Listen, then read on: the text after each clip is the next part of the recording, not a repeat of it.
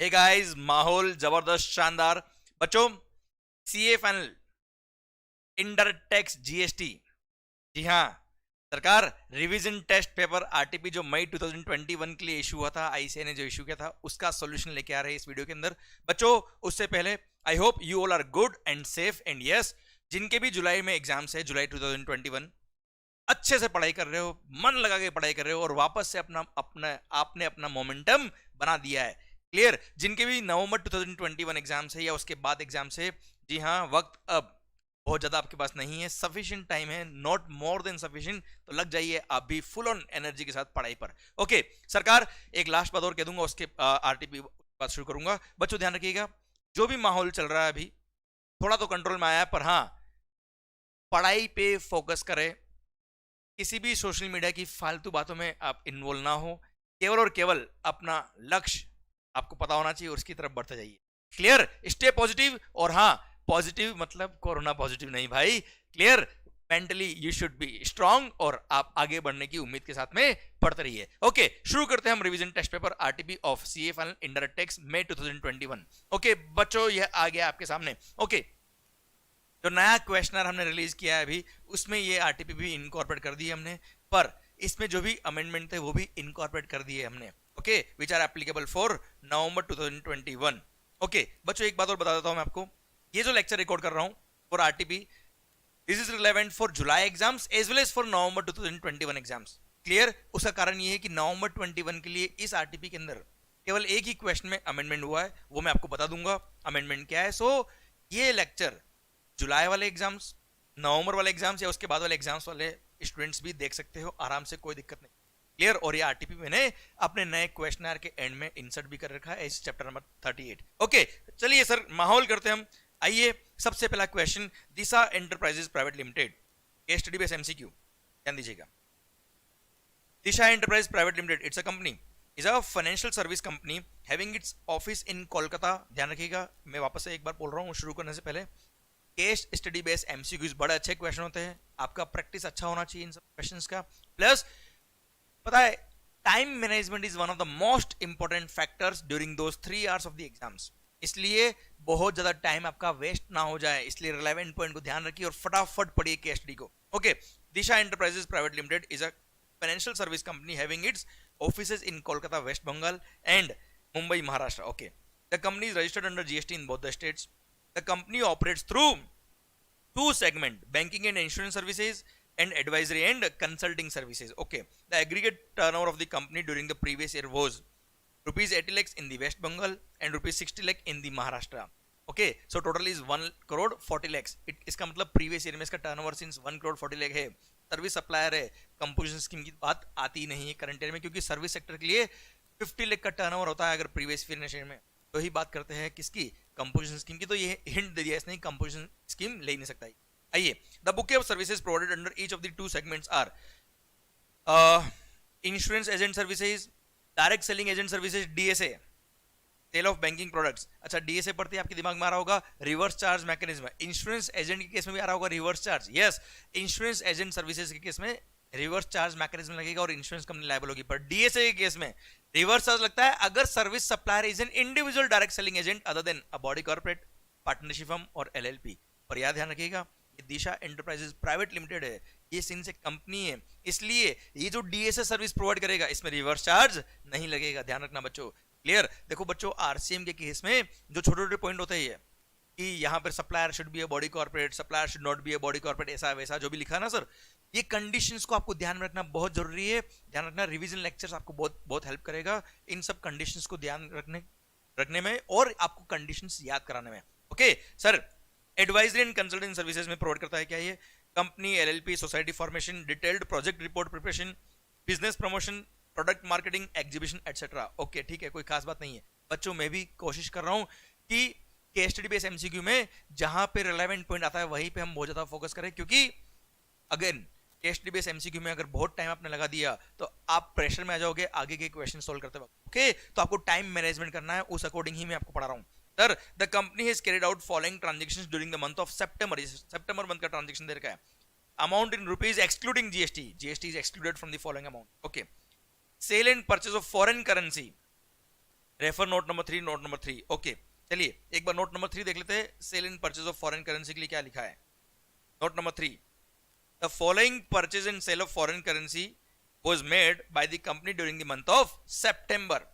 Kolkata office had purchased $10,000 from Messrs Moneywise, a forex broker, at rupees 74 per dollar on 10th September. The RBI reference rate on that date was rupees 73 per US dollar. Okay, sir आर था कितना?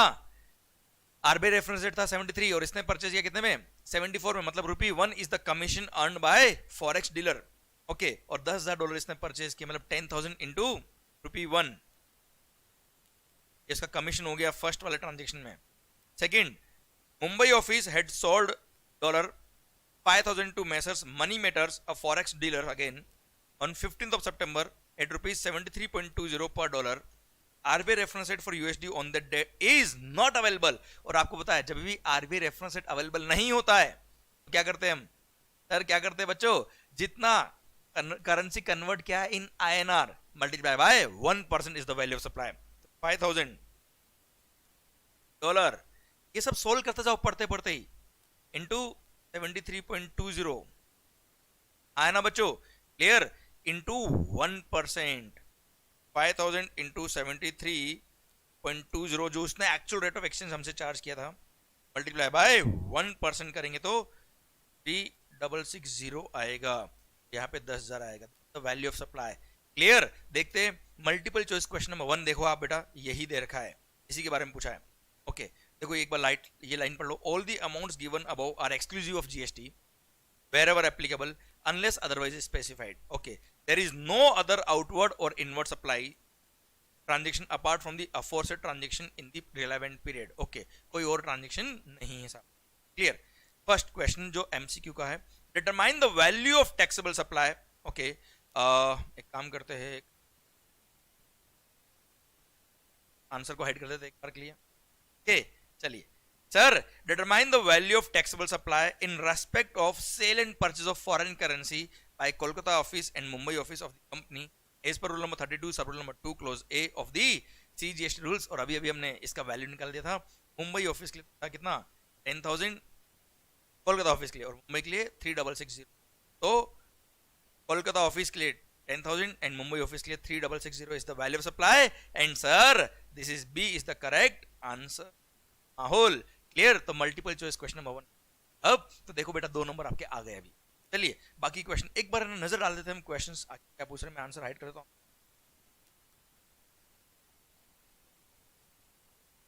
Okay देख लेते हैं आगे question ने क्या पूछा है।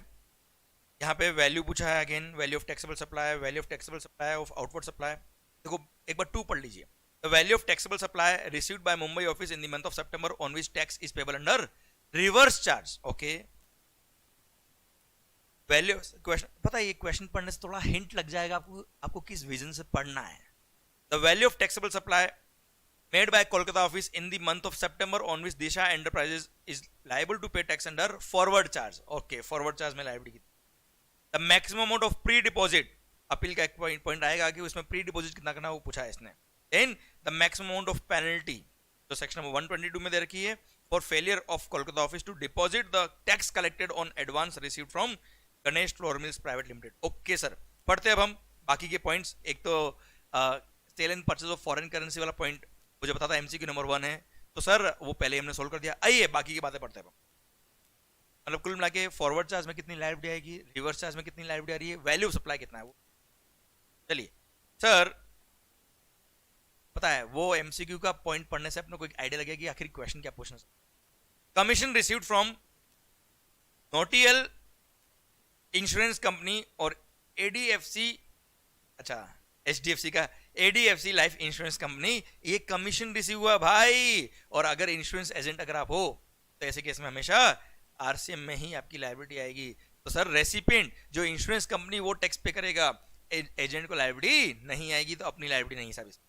Commission received as a DSA from ICICI bank और opening bank account, credit card, loan products. भाई DSA के केस में रिवर्स चार्ज लगता है, पर DSA should be an individual direct selling agent other than a body corporate.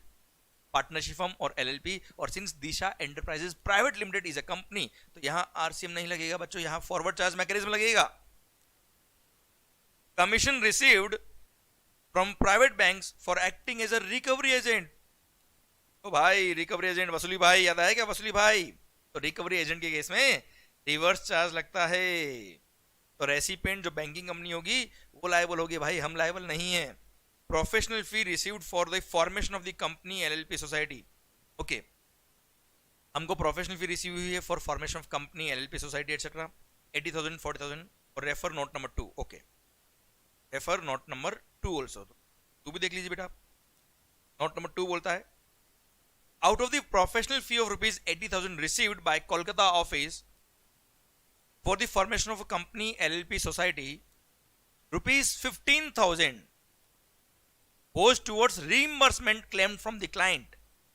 It was separately mentioned in the invoice indicating that it was deposited with registrar of the companies. भाई ROC की fees पे करी 15,000 रुपए और bill में अलग से लिखकर हमने कस्टमर से रीइंबर्समेंट लिया. और आपको पता है जब भी आप कस्टमर के बिहाफ पे कोई एक्सपेंस इंकर करते हो, क्लियर, और बिल में अलग से इंकर करते हो, बिल में अलग से इंडिकेट करते हो, तो सर ऐसे केस में that expense is called expense as a pure agent. याद आया क्या बेटा? As per rule number 32.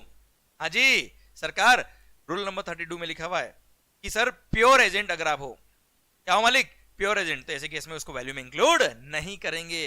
अरे हाँ है ना, तो सरकार 15,000 वैल्यू का पार्ट नहीं बनेगा.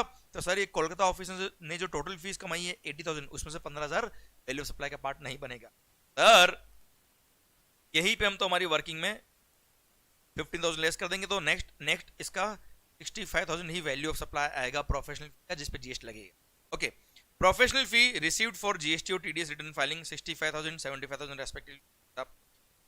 Participation fee received from customers for business exhibition organized by the company.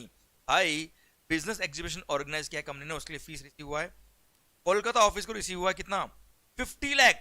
But यहां पर जो ध्यान देने वाली बात है वो एग्जीबिशन हेल्ड हुआ है कहां? रशिया में. सेकंड वाले केस में 4 लाख रिसीव हुआ है but exhibition was held in Chennai. तो बच्चों ध्यान रखना, business exhibition held outside India. तो सर ऐसे केस में बिजनेस एग्जीबिशन ऑर्गेनाइजर ने जो स्टॉल बुकिंग चार्जेस वगैरह लिए होंगे उस अमाउंट पे फीस पर जीएसटी एग्जम्प्ट है. मेगा एग्जीबिशन था बेटा, क्लियर. तो सरकार यहाँ पे रेफर नोट नंबर 1 दे रखा है, तो हम पढ़ लेते हैं. नोट नंबर 1 में क्या लिखा है? The participation fee of rupees 50 lakh received by the company is in respect of a business exhibition organized at St. Petersburg, Russia, under the theme Indian Traditional Fair Mahol, in which 10 Indian companies all registered under GST. भली GST हो ना हो उसे नहीं है. अगर out of India business organise हुआ है तो बिजनेस ऑर्गेनाइजर ने जो फीस लिया है, क्लियर, पार्टिसिपेंट से, उस पर जीएसटी एग्जेम्प्ट है. The participation fee of rupees 5 lakh from each Indian company was collected for providing them stall booking charges, furniture, other amenities at Saint Petersburg, Russia. Sir ये 50 लाख रुपए तो जीएसटी क्या हो गया भैया? हमारे एग्जेम्प्ट हो गए हैं. अब ये चेन्नई में जो हुआ उसके लिए कुछ कहा है क्या? The participation fee of rupees 4 lakh is in respect of a business exhibition organized by the company at Chennai, in which 100 Indian companies had participated. तो ठीक है साहब, ये टैक्सेबल, कोई दिक्कत नहीं. चलिए sir, legal fees paid to mister Sundaram and advocate. भाई एडवोकेट को फीस पे करिए तो इसमें हमारी आरसीएम की लायबिलिटी आएगी. देखो बेटा, ये परचेज है, इनवर्ट सप्लाई, एडवोकेट से सर्विस रिसीव करिए तो हमको टैक्स पे करना पड़ेगा अंडर रिवर्स चार्ज मैकेनिज्म. जो पहले वाले केसेस थे वहां जैसे इंश्योरेंस कंपनी से एजेंट को कमीशन रिसीव हुआ, हम एजेंट थे, इंश्योरेंस कंपनी टैक्स पे करेगी, इंश्योरेंस कंपनी टैक्स पे करेगी, हमको नहीं पे करना. पर यहां पर एडवोकेट से सर्विस रिसीव हुई तो हमको टैक्स पे करना रिवर्स चार्ज में. Next, payment made for security services by way of supply of security personal received. अच्छा, हमने सर्विसेज ली अगेन, रुपीज 25,000 कोलकाता ऑफिस ने लिए, किससे? Global securities private limited. और इधर 25,000 from messrs x and company, partnership form registered under GST. ओहो हो, partnership form registered under GST. भाई ध्यान रखना, मैं तुम्हें बताता हूं. Security services, again reverse charge में ध्यान रखने वाली बात है. Security services including supply of security personal to a registered person in GST is liable to pay GST under reverse charge mechanism. Recipient liable होगा, पर supplier should be any person other than a body corporate. अगर supplier एक body corporate है, security service provide करने वाला अगर एक body corporate है, तो ऐसे केस में रिवर्स चार्ज नहीं लगेगा। क्लियर? और देखो कोलकाता कंपनी ने जो सर्विसेज ली वो किससे लिए? ग्लोब सिक्योरिटी प्राइवेट लिमिटेड, मतलब एक कंपनी, तो यहां रिवर्स चार्ज नहीं लगेगा मेरे भाई, पर यहां पर आरसीएम लगेगा, और आरसीएम की लायबिलिटी आएगी मुंबई ऑफिस पर, क्योंकि ये पार्टनरशिप फर्म है। अब भले जीएसटी में रजिस्टर्ड हो ना हो उसे कंसर्न नहीं है, अगर सिक्योरिटी सर्विस दी है, रेसिपिएंट अगर जीएसटी में रजिस्टर्ड है तो रिवर्स चार्ज लगेगा। दो एक्सेप्शन थे इसके। रेसिपिएंट अगर रजिस्टर्ड है तो रिवर्स चार्ज नहीं लगता दो केस में। एक तो रेसिपिएंट अगर क्या है, government department, government establishment, government agency, local authority है जो जीएसटी में रजिस्टर्ड है only for the purpose of deducting TDS. और सेकंड, अगर रेसिपिएंट रजिस्टर्ड है जीएसटी में अंडर कंपोजिशन स्कीम, तो ऐसे केस में रिवर्स चार्ज नहीं लगेगा। क्लियर? तो वो वाला केस तो है नहीं बेटा अपना। ओके, ना तो हम गवर्नमेंट एस्टेब्लिशमेंट वगैरह है या only for the purpose of TDS registered, ऐसा नहीं है, और हमने कंपोजिशन स्कीम भी नहीं ले रखी, हम एलिजिबल नहीं है। तो सर ऐसे केस में हम रजिस्टर्ड पर्सन है, recipient, supplier other than body corporate है, तो यहां रिवर्स चार्ज लगेगा, पर यहां पे सप्लायर जो है वो बॉडी कॉर्पोरेट है, इसलिए यहां रिवर्स चार्ज नहीं लगेगा। क्लियर? चलिए ये हमने पढ़ लिया, नोट नंबर 1 पढ़ लिया, 2 पढ़ लिया, 3 पढ़ लिया। फोर्थ देख लीजिए, कोई फोर्थ में क्या लिखा है? In an order dated 14 September issued to Disha Enterprises Private Limited, the Joint Commissioner of CGST, Mumbai, has raised a demand of rupees 600 crore on Mumbai office in respect of interstate transaction, मतलब IGST की liability साहब 600 करोड़ रुपए की। The company is disputing the entire demand and wants to file an appeal before the appellate authority against the order of the Joint Commissioner. Appeal करना चाहता है बेटा। आपको पता है जॉइंट कमिश्नर के ऑर्डर के अगेंस्ट अपीलेट अथॉरिटी को जब अपील जाएगी तो प्री डिपॉजिट करना पड़ता है। क्लियर? उसके रिगार्डिंग क्वेश्चन था, तो प्री डिपॉजिट होता है कितना? 10% of the amount of tax in dispute, और rupees 50 crore whichever is lower. ध्यान रखना आईजीएसटी बेटा ये, अगर सीजीएसटी होता तो 25 करोड़ होता बेटा, पर यहाँ पे क्वेश्चन दे दिया इंटरस्टेट ट्रांजेक्शन थे ये, इसलिए ये 600 करोड़ जो वो आईजीएसटी की लायबिलिटी, तो 50 करोड़ और 10% which ever is low. Clear? देखेंगे आगे हम। Okay done. चलिए एक लास्ट पॉइंट और पढ़ लीजिए, फिर आगे के एमसीक्यू देख लेंगे।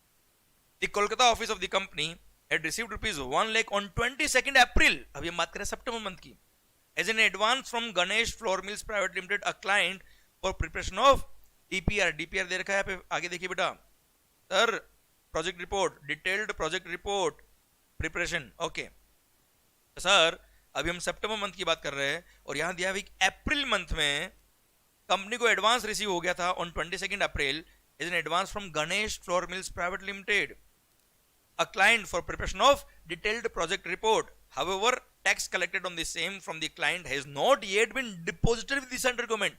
भाई गवर्नमेंट को टैक्स पे नहीं किया अब तक इसने, इस 1 लाख रुपए पे जो टैक्स बनता है उतना। ओके चलिए अब सर एमसीक्यूज देख लेते हैं। ये जो इन्फॉर्मेशन थी हमने पढ़ ली थी। All the amount given above are exclusive of GST wherever applicable unless otherwise specified. There is no other outward or inward supply transaction apart from the aforesaid transaction in the payment period. Okay, MCQ number 1 हम solve कर चुके थे बेटा। MCQ number 2, the value of taxable supply received by Mumbai office, value of taxable supply received by Mumbai office in the month of September on which tax is payable under reverse charge. अब Mumbai office को reverse charge में कितना tax पे करना है उसका value निकालना है बेटा। Value of taxable supply received by Mumbai office. Okay इस पर रिवर्स चार्ज लगेगा। सर रिवर्स चार्ज वाली लायबिलिटी लास्ट के 2 पॉइंट में दिया हुआ था बेटा पॉइंट। तो सर सबसे पहला लीगल फीस, इसमें रिवर्स चार्ज की लायबिलिटी आएगी 15,000 इज द वैल्यू। सेकंड इसमें भी रिवर्स चार्ज की लायबिलिटी आएगी। मुंबई ऑफिस देखिए बेटा, this column is for Mumbai office, this was for Kolkata office. हमसे मुंबई ऑफिस का पूछा उन्होंने, तो यहां इन दोनों केसेस में रिवर्स चार्ज है 15,000 प्लस 25,000, टोटल होता है कितना 40,000। सरकार 40,000 is the value of supply, जिसमें रिवर्स चार्ज में इसकी लायबिलिटी आएगी। देखते बने या नहीं बने हम करोड़पति। Yes sir, C is the answer माहौल। सरकार आइए question number 3, the value of taxable outward supply made by Kolkata office. Kolkata office भाई कोलकाता ऑफिस के बारे में पूछा है, और ये आउटवर्ड सप्लाई के बारे में पूछ रहा है। In the month of September on which Disha Enterprises Private Limited is liable to pay tax under forward charge। अब कोलकाता ऑफिस का आउटवर्ड सप्लाई जिसमें दिशा एंटरप्राइज को फॉरवर्ड चार्ज में टैक्स पे करना है, उसकी वैल्यू निकालना है अपने को। वैल्यू ओके चलिए देख लेते हैं हम बेटा। कोलकाता ऑफिस, इसी कॉलम को देखना बेटा, कोलकाता ऑफिस वाले को। आउटवर्ड सप्लाई की बात कर रहा है ये। अच्छा, फर्स्ट जो पॉइंट था वो सेल और परचेज ऑफ फॉरेन करेंसी। ओ भाई, ये तो फॉरेन एक्सचेंज ब्रोकर के लिए आउटवर्ड सप्लाई होगा, जो कमीशन का अमाउंट हमने निकाला था। क्लियर, हमारा आउटवर्ड सप्लाई ये नहीं है बेटा। Okay, commission received from insurance company, इसमें आरसीएम लगेगा भाई, इसको इंक्लूड नहीं करेंगे। कमीशन रिसीव्ड एज डीएसए, मैंने बताया आपको, या फॉरवर्ड चार्ज लगेगा सर, 48,000 ऐड करेंगे।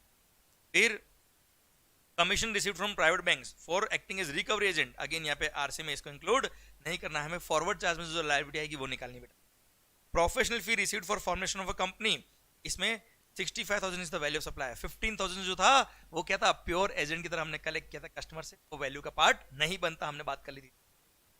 फिर professional fee received for TDS, for GST और टीडीएस रिटर्न फाइलिंग, यस ये वैल्यू में इंक्लूड करेंगे हम। ओके साहब।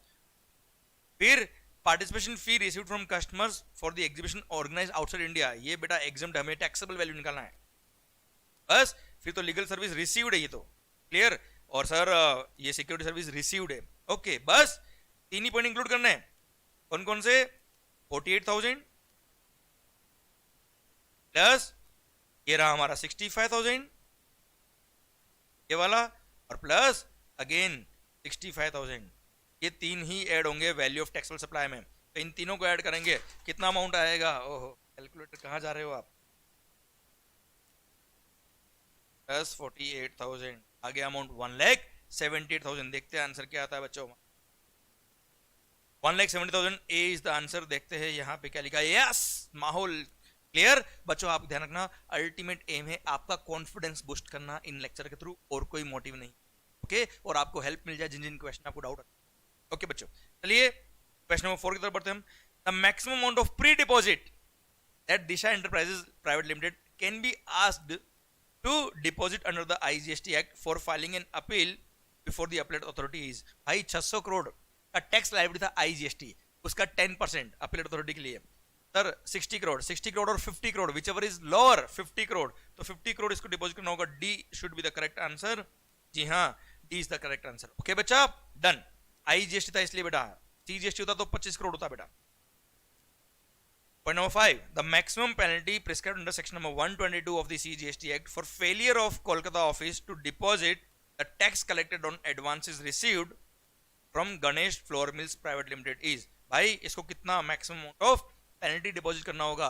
भाई ध्यान रखना, अगर आपने कस्टमर से टैक्स ले लिया और मोर देन 3 मंथ हो गए आपने डिपॉजिट नहीं कराया फ्रॉम द ड्यू डेट, तो ऐसे केस में amount of tax involve or rupees 10,000 whichever is higher is the penalty का अमाउंट। क्लियर, तो सर यहां पर amount of tax involve, sir वहां पर रेट ऑफ टैक्स नहीं दे रखी बेटा, अरे हाँ है ना, यहां डायरेक्ट दे रखा है। क्या आपने कस्टमर से अमाउंट रिसीव किया था 1 लाख एज एडवांस, तो 1 लाख पर जो टैक्स बनता है वो, और rupees 10,000 whichever is higher is the amount of penalty which you are suppose to pay. Clear, तो sir D is the correct answer, rupees 10,000 और tax evaded whichever is higher. माहौल clear, done, so D is the correct answer. Sir तो ये हमारा case study based MCQ है, first वाला point. आइए second case study based MCQ भी देख लेते हैं हम। Question number 6 to 10 are based on the case scenario given below. ABC limited is a public sector undertaking, भाई वो पीएसयू ध्यान रखना, engaged in the business of generation of electricity from conventional and non-conventional sources. The government of India holds 75% of equity in the said company and balance equity is held by institutional and domestic investors. ठीक है साहब। The company has taken separate registration under GST in each state where it has. The company has its HO head office in Delhi and its power plants are located in the state of Bihar, Odisha and Chhattisgarh.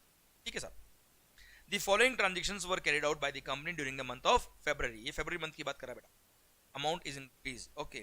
Sir, sale of electrical energy to discom distribution companies को इन्होंने electricity sale किया 2.5 crore, 3.5 crore, 4.5 crore. Okay.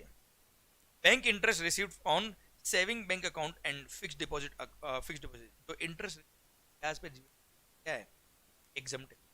Then house rent recovered from employees for residential accommodation, house rent exempt. Rent collected from bank ATM, post office, and shop located in the office premises. These are taxable services. Sale of iron and metal scrap, excluding TCS at the rate of 1% as per the Income Tax Act 1965. TCS जो income tax में होता है, that is not a tax amount. Clear? That is not a tax on supply. इसलिए उसको वैसे भी value में include करने की बात नहीं आती है. तो सर इसमें TCS इंक्लूड नहीं किया हुआ. Very good. बट सर 85,000, 45,000, 65,000 यही वैल्यू ऑफ सप्लाई रहेगा. ठीक है sir.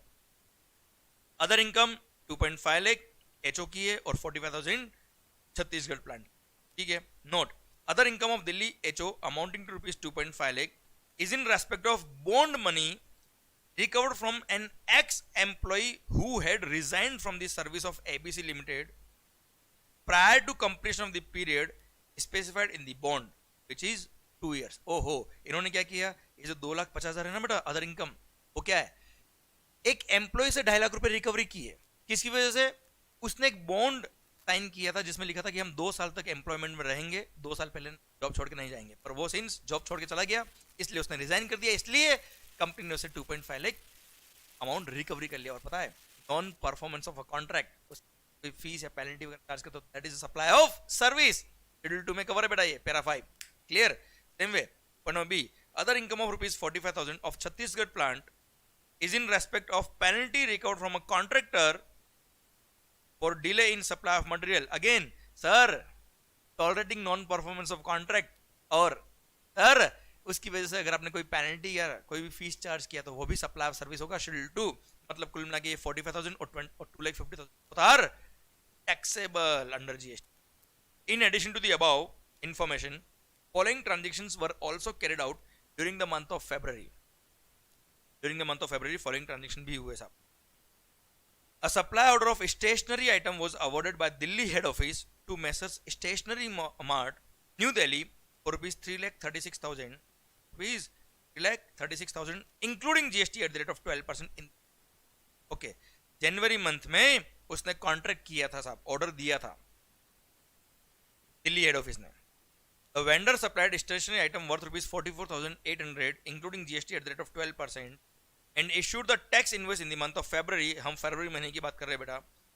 Delhi head office made the payment of the said bill in the month of February itself and the remaining amount was paid in the month of April on supply of the balance item. Okay, balance item जब supply करेगा तब balance item का इन्होंने payment भी कर दिया. फरवरी महीने में इन्होंने जो आइटम सप्लाई किए 44,800 के आइटम सप्लाई किए इंक्लूसिव जीएसटी, उसका पेमेंट इन्होंने फरवरी मंथ में ही कर दिया. अच्छा, आपने नोट किया होता है ये पब्लिक सेक्टर अंडरटेकिंग है. कौन है बेटा ये?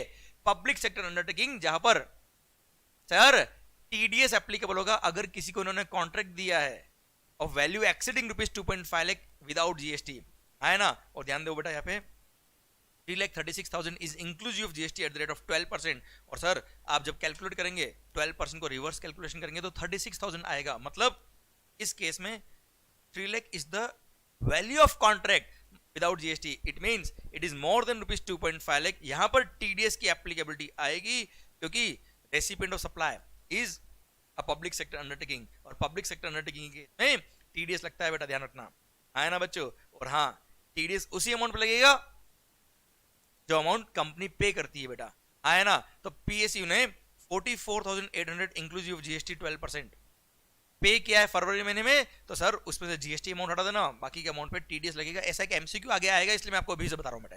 चलिए देखेंगे जब एमसीक्यू आएगा तो बात करेंगे. जब टीडीएस लगेगा पूरे 3 लाख पर जब जब पेमेंट करता ना गवर्नमेंट डिपार्टमेंट तब तब टीडीएस करता है. इस महीने में 44,800 टीडीएस 44,800 का सप्लाई रिसीव हुआ है. तो जितना अमाउंट पे कर रहा है 40,000 विदाउट जीएसटी, तो 40,000 पे टीडीएस लगेगा. ओके, चलो बात करेंगे आगे. Odisha plant purchased office furniture for rupees 2,80,000 during February from an unregistered dealer.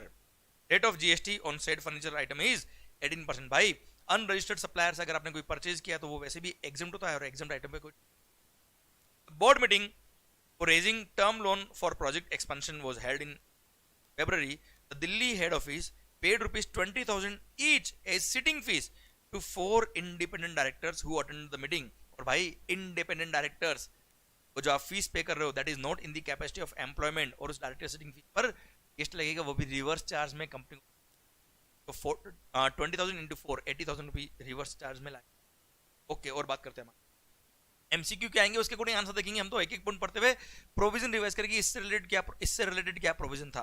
Okay, for safety and security of its HO and power plants the company has engaged private security as well as CISF. Okay, private security as well as CISF को appoint किया हुआ है. Following payments were made in February in respect of bills issued in the month of January.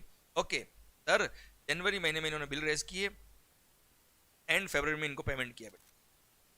CISF को 10 lakh paid on 7 February, Orissa plant के लिए 8 lakh, Chhattisgarh plant के लिए 14 लाख, तब फरवरी में पे किया बेटा. देखो okay, ABS securities private limited, again security service supplier, ध्यान रखना बेटा, सिक्योरिटी सर्विस सप्लायर ने सर्विसेज दी है टू अ रजिस्टर्ड पर्सन, तो रिवर्स चार्ज लगता है बेटा. अभी अभी हमने लास्ट क्वेश्चन में भी बात करी थी, हमने last case study base MCQ, और यहाँ पे भी सिक्योरिटी सर्विस आ गया है. ध्यान रखना, रेसिपिएंट अगर रजिस्टर्ड पर्सन है तो रिवर्स चार्ज लगेगा, पर supplier should not be a body corporate.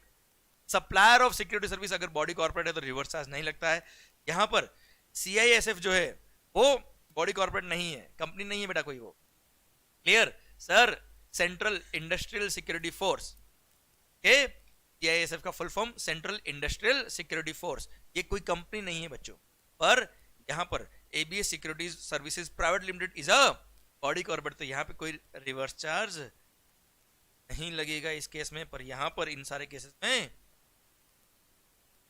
तीनों प्लांट के केस में CISF लगेगा, और रेसिपिएंट जो कंपनी हमारी क्लियर PSU, उसको टैक्स पे करना पड़ेगा under reverse charge mechanism. Okay, fifth, the Bihar plant purchased machinery in the month of February from messrs Sahu enterprises Patna, not registered under GST.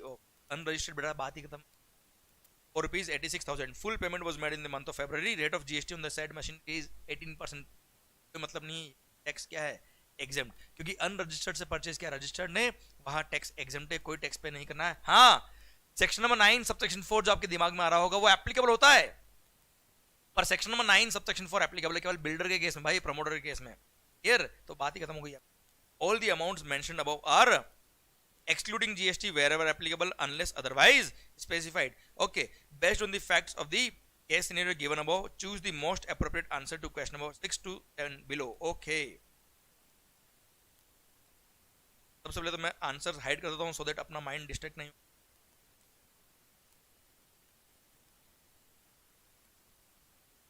Okay, चलो क्वेश्चन नंबर 6 क्या बोलता है सर, देखते हैं हम.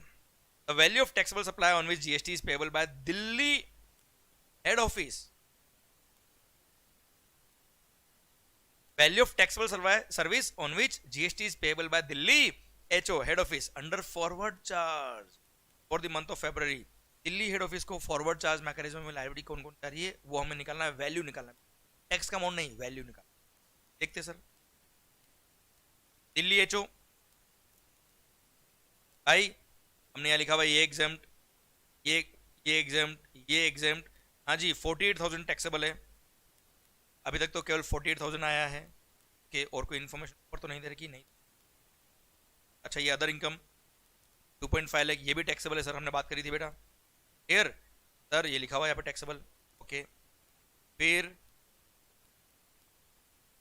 इन addition to the above following transactions were also taken, ये तो purchase था, ये भी परचेज की इन्फॉर्मेशन है, ये बोर्ड ऑफ डायरेक्टर की मीटिंग है, रिवर्स चार्ज लायबिलिटी है, ये भी परचेज है, फिफ्थ भी परचेज है. तो कुल मिला के ये दो अमाउंट 2,50,000 और 48,000, इन दोनों को ऐड करेंगे तो ऑब्वियसली 298,000 अमाउंट आएगा. वो वैल्यू जिसपे फॉरवर्ड चार्ज मैकेनिज्म में दिल्ली हेड ऑफिस की लायबिलिटी आएगी, तो 298 B is the correct answer. माहौल जबरदस्त, शानदार, very good. Second, the value of taxable inward supply on which GST is shall be payable under reverse charge by Bihar Power Plant is. Bihar power plant के लिए inward supply पे tax कितना पे करना under reverse charge, वो हमें निकालना है. ओके, तो सबसे पहले देखिए क्वेश्चन के अंदर बिहार पावर प्लांट का लिखा है, यहाँ लिखा है, इस कॉलम में ध्यान दीजिए बेटा, जिसमें इसकी खुद की लायबिलिटी अंडर रिवर्स चार्ज है ना बेटा. इनवर्ट सप्लाई देखना आपने, आउटवर्ड सप्लाई नहीं. ओके, ये तो बेटा दे रखा है क्या, आउटवर्ड सप्लाई इसके बेटा सारे ही, तो यहाँ तो बात करनी नहीं वैसे भी बेटा, ये सब आउटवर्ड सप्लाई है.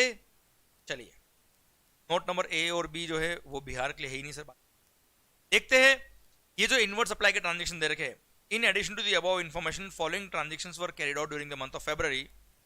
फर्स्ट ट्रांजेक्शन जो है वो TCS वाला है, क्लियर, TDS वाला सॉरी, वहां तो रिवर्स की बात आई नहीं रही सर. सेकंड, ओडिशा प्लांट के लिए बोला है, छोड़ दो सर. थर्ड, हाँ जी, देखते हैं ये कहाँ के लिए है, ये दिल्ली हेड ऑफिस के लिए. दिल्ली हेड ऑफिस का तो रिवर्स की बात आई नहीं रही, तो बिहार के लिए पूछ रहा है बेटा अपने से, बोर्ड मीटिंग के लिए. देखिए आपको स्पीड रखनी पड़ेगी क्वेश्चन सोल्व करते वक्त, ध्यान रखना बच्चों. Fourth, for safety and security of head office power plant the company had engaged private security as well as CISF. Okay, Bihar plant के लिए CISF को अपॉइंट किया इन्होंने, 10 लाख रुपए पे किए ऑन 7 फरवरी, जिस पर रिवर्स चार्ज लगेगा 10 लाख तो आ गया साहब हमारा. फिर यहाँ पे देख लीजिए पॉइंट नंबर 5 में अगेन ये हमने लिख दिया एग्जाम्प्ट सर, इसने परचेज किया मशीनरी, उसे कोई मतलब नहीं सर, तो 10 lakh is the answer. Value of inward supply on which GST shall be payable by Bihar power plant under reverse charge is 10 lakh. So B should be the correct answer. माहौल जबरदस्त एकदम शानदार. तो 10 lakh is the value on which reverse charge is payable, okay, by Bihar power plant. Clear. चलिए sir, question number 8. The value of supply on which TDS under section number 51 of the CGST Act shall be deducted by Delhi head office while making payment to the stationery mart in the month of February is. भाई फरवरी month की बात कर रहा है. अब ध्यान दो बेटा, पहली बात तो TDS एप्लीकेबल है या नहीं है, मैंने बात वैसे ही कर ली थी. नोट नंबर 1 देखिए ये रहा sir. Contract value inclusive GST was 3,36,000, जिसमें 12% GST था, तो value without GST was rupees 3 lakh. और 3 लाख अगर वैल्यू मतलब contract value is exceeding rupees 2.5 lakh, and if the contract value is exceeding rupees 2.5 lakh, it means sir यहाँ पे TDS applicability आ जाएगी, क्योंकि ये रेसिपेंट पब्लिक सेक्टर, ये PSU जो नोटिफाइड पर्सन है under section number 51. Okay sir, अब किस अमाउंट पे TDS लगेगा? जो अमाउंट आप पे कर रहे हो उस अमाउंट पे TDS लगेगा, पूरे अमाउंट पे नहीं. जब कॉन्ट्रैक्ट वैल्यू पूरी देखते हैं हम, 2.5 लाख एक्सीड कर रहा है कि नहीं कर रहा है, कॉन्ट्रैक्ट वैल्यू कर रहा है, TDS एप्लीकेबल है. अब TDS कितने अमाउंट पे काटना है? जब जब वो डिपार्टमेंट या PSU पेमेंट करेगा सप्लायर को, तब तब उतने उतने अमाउंट पर TDS काटना है, और जिस अमाउंट पर TDS काटना है वो वैल्यू ऑफ सप्लाई होता है विदाउट GST. सर फरवरी मंथ में इसने पे किया है 44,800 inclusive of 12% GST. Sir 44,800 divide by 1.12 कर देंगे तो आपका अमाउंट आएगा 40,000. सो 40,000 is the amount without GST. तो 40,000 जो इसने पे किया है फरवरी मंथ में, रिमेनिंग अमाउंट अप्रैल में पे करेगा तब की तब देखेंगे बेटा, अभी तो फरवरी मंथ की बात कर रहा है. तो 40,000 पर क्या कटेगा भाई? TDS. तो सर इन्होंने क्वेश्चन क्या पूछा आपने से, वैल्यू पूछा है या अमाउंट पूछा है? द वैल्यू ऑफ सप्लाई, ध्यान रखना, TDS का अमाउंट नहीं पूछा इन्होंने, वैल्यू पूछा है. The value of supply on which TDS under section 51 shall be deducted by Delhi head office while making payment to stationery mart in February month is rupees 40,000. A, so A is the correct full. आइए question number 9. Main purpose इस lecture का क्या है? आपके सारे topic revise होने चाहिए. मैं कोशिश कर रहा हूँ माय लेवल, ओके. तो आपके एंड पर ये सारे टॉपिक क्वेश्चन के साथ साथ रिवाइज होने चाहिए, ओके. आपको याद आना चाहिए, आपका कॉन्फिडेंस बढ़ना चाहिए. और अगर कभी मान लो आपको किसी टॉपिक में कोई कंफ्यूजन है, तो इन लेक्चर से आपको ये रियलाइज हो जाएगा कि वहां मुझे और थोड़ा सा मेहनत करना है टॉपिक में. डीमोटिवेट मत होइएगा आप, ओके. चलिए question number 9. Which of the following statement is true, okay. इनमें से ट्रू कौन सा वो निकालना है. With regard to the penalty of rupees 45,000 recovered by Chhattisgarh plant from the contractor for delay in supply of material. Okay, हमने बात कर रखी है, इस पे लायबिलिटी आएगी. ये सप्लाई ऑफ सर्विस होता है बेटा, ये शेड्यूल 2 में कवर है. पढ़ते हैं. फाइन और penalty levied by PSU is an exempt supply under section number 11. भाई एग्जाम नहीं है. अगर government, central government, state government, union territory, local authority अगर ये पेनल्टी या फाइन चार्ज करती, जैसे केस में वो एग्जाम था बेटा, है ना. हियर पब्लिक सेक्टर अंडरटेकिंग के लिए कहीं एग्जामिशन. ये तो it is a supply of service as stipulated in schedule 2 of the CGST act. ओहो हो, तो ट्रू तो यही है सर. आंसर तो मिल गया हमको, क्योंकि मोर देन वन तो ट्रू हो नहीं सकता, क्योंकि एक ही ऑप्शन सही होगा. पर फिर भी आगे वाला पढ़ लेना चाहिए अपने को. It is neither a supply of service nor a supply of goods as it is covered in schedule 3. भाई साहब कहां से schedule? It is not a supply at all under section number 7. भाई माहौल क्लियर. तो sir B is the correct answer. Okay done. Question number 10. What is the value of supply on which GST is payable by Odisha plant on sale of scrap? What is the value of supply on which GST is payable by Odisha plant on sale of scrap? Okay, Odisha plant ने cell of scrap, देखते बेटा, ये रहा Odisha plant का point, ये का column ये रहा, सेल ऑफ आयरन और metal scrap excluding TCS at the rate of 1% as per income tax act. और आपको पता है TCS under income tax is not a levy of tax on supply, तो सर इसको हम वैल्यू में इंक्लूड नहीं करते भाई। तो 45,000 itself is the value of supply on which tax is payable. Odisha plant, ये direct answer 45,000, very easy. Sir what is the value of supply on which GST is payable by Odisha plant on sale of scrap, तो 45,000। Clear, done. पता है ये valuation में एक circular दिया था, मैंने आपको पढ़ाया हुआ भी बेटा लेक्चर्स के अंदर, पर हाँ कई बार क्या होता है छोटे छोटे पॉइंट कई बार हम इग्नोर कर देते, इंपोर्टेंस नहीं देते। वहां देखो किस तरह से पॉइंट्स काम आ जाते हैं, इसलिए हर पॉइंट को इंपोर्टेंस देना है, हर पॉइंट पढ़ना है, किसी को भी छोड़ना नहीं। आइए बढ़ते हम क्वेश्चन नंबर 11 की तरफ। क्लियर, तो केस स्टडी बेस्ड एमसीक्यूज जो दो दे रखे थे वो दोनों हमने सॉल्व कर दिए हैं। बढ़ते हैं आगे, 3 एमसीक्यूज और दे रखे वो भी हम solve. The resident welfare association, ओहो RWA, of Kutumb society, Kutumb housing society, नाम बड़ा अच्छा, कुटुंब मतलब घर, Kutumb housing society is registered under GST in the state of Maharashtra. There are 100 3 BHK flats and 100 4 BHK flats in it received or paid the following amounts excluding GST wherever applicable in the month of January and February. Okay, January month और February month। Maintenance charges, अच्छा वैसे भी एक MCQ simple सा, एक काम करता हूँ मैं पहले एमसीक्यू आंसर हाइड कर देता हूँ, आप मत देखना अभी, अब एक काम मैं आंसर हाइड कर रहा हूँ तब तक। ओके देख लिया मेरे को बहुत, sir the resident welfare association, अब अपने को एमसीक्यू बेटा पहले एमसीक्यू पढ़ लो, आखिर पूछ क्या रहा आपने से, सिंपल सा, क्लियर, सो दैट अपना डायरेक्शन वही चले पढ़ते वक्त क्वेश्चन को। Determine the net GST liability to be paid for the month of January and February assuming that the GST rate is 18% on all inward and outward supply. तो जनवरी और फरवरी मंथ की नेट जीएसटी लायबिलिटी निकालना है after ITC वगैरह अगर कुछ है तो। Clear, 18% is the rate of GST on inward and outward. ठीक है साहब। मेंटेनेंस चार्जेस पर flat received from all 3 BHK flat owners 7,000। बेटा आपको पता है 7,500 पर मंथ पर मेंबर तक का मेंबरशिप फी अगर होता है, मेंटेनेंस चार्ज होता है तो होता है exempt under GST. Maintenance charges पर flat received for all 4 BHK flat owners 10,000। Yes, ये टैक्सेबल रहेगा और पूरा 10,000 टैक्सेबल रहेगा, ध्यान रखना। Interest received on FD with Dhansukh bank, धन का सुख मिल रहा है उस बैंक से, एग्जेम्प्ट है भाई, इंटरेस्ट पे कोई जीएसटी नहीं लगता। Then generator purchased for the power backup of 4 BHK flats, generator purchase किया है इन्होंने 1 लाख रुपए का, वेरी गुड। जनरेटर परचेज किया है 4 BHK फ्लैट्स के लिए और 4 BHK फ्लैट की मेंबरशिप फी पे जीएसटी लग रहा है, तो सर उसके इनवर्ट सप्लाई पे जो जीएसटी पे किया होगा उसका आईटीसी भी मिलेगा।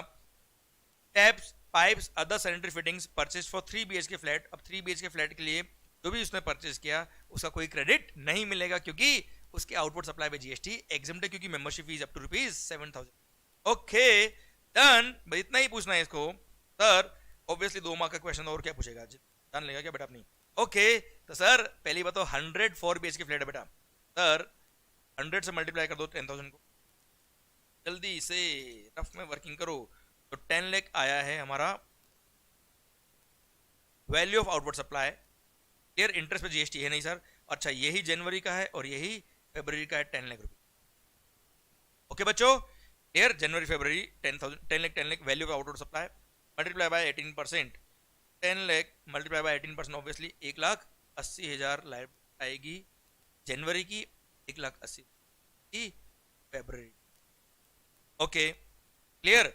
अब सर जनवरी मंथ में तो कोई आईटीसी है नहीं बेटा, फरवरी मंथ का केवल एक आईटीसी है इस जनरेटर परचेज पर, तो 1 लाख का आपने जनरेटर परचेज किया उस पर ऑब्वियसली 18% आएगा, कितना 18,000 का आईटीसी है वो लेस कर देना, तो रिमेनिंग बचेगा कितना 1,62,000 के पीछे हाइड। ओके 1,62,000 और 1,80,000 ये लायबिलिटी आएगी net payable for the month of January and February. जनवरी का लायबिलिटी कितना बच्चों 180, फरवरी का 162, देखते कहां लिखा है आंसर सही, हमको आंसर में दे रखा है ओके बी में लिखा है, देखिए सर क्या, जनवरी में 180, फरवरी में 162, बस सर हमारा B is the correct answer. माहौल जश्न एकदम जबरदस्त शानदार पार्टी। ओके क्लियर, ठीक सर। आगे आइए बढ़ते हैं हम क्वेश्चन नंबर 12 की तरफ। एग्जाम इतने करीब ही सर, मेरे को भी कुछ एक्स्ट्रा बातें करने में डर लग रहा है क्योंकि टाइम। आइए क्वेश्चन नंबर 12, सुहासिनी ओबरॉय बड़ा अच्छा है। एन ओबरॉय नाम सुनते ही ऐसा लगता है अमीर आदमी होगा, और सुहासिनी बेटा sir gentle lady. Suhasini Oberoi, an Indian resident who was on a visit to USA, okay, returned after 6 months for contesting in assembly election of her state। oh हो सर 6 महीने यूएसए रही, अब इंडिया में आके एमएलए के इलेक्शन लड़ना है भाई। इंडिया में रहो भैया, लोग परेशानी तो फिर ठीक है अपन पॉलिटिक्स इधर इधर।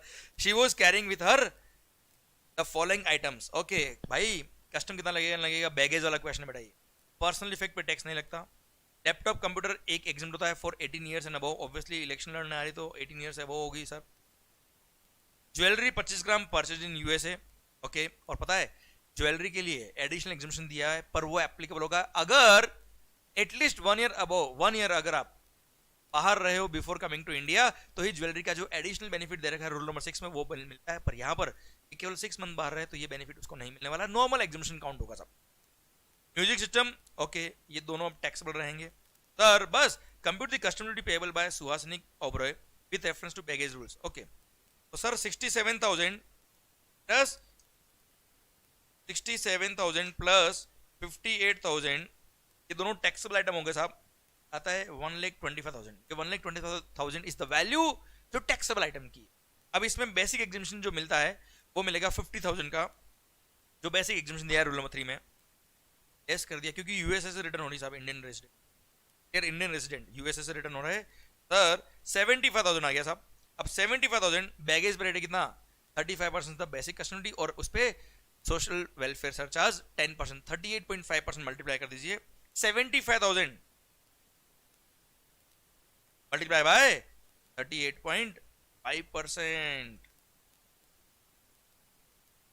28,875, 28,875 ए इज द करेक्ट आंसर। आप बन गए करोड़पति। माहौल जबरदस्त शानदार। आइए बेटा क्वेश्चन नंबर 13 की तरफ बढ़ते हैं हम। Messrs Sohan enterprises limited okay had imported goods after paying the custom duty of rupees 25 lakh at the time of import. These goods were used and later on re-exported after 19 months of import. The amount of drawback that Messrs Sohan Enterprises Limited is eligible to claim on such re-export made is।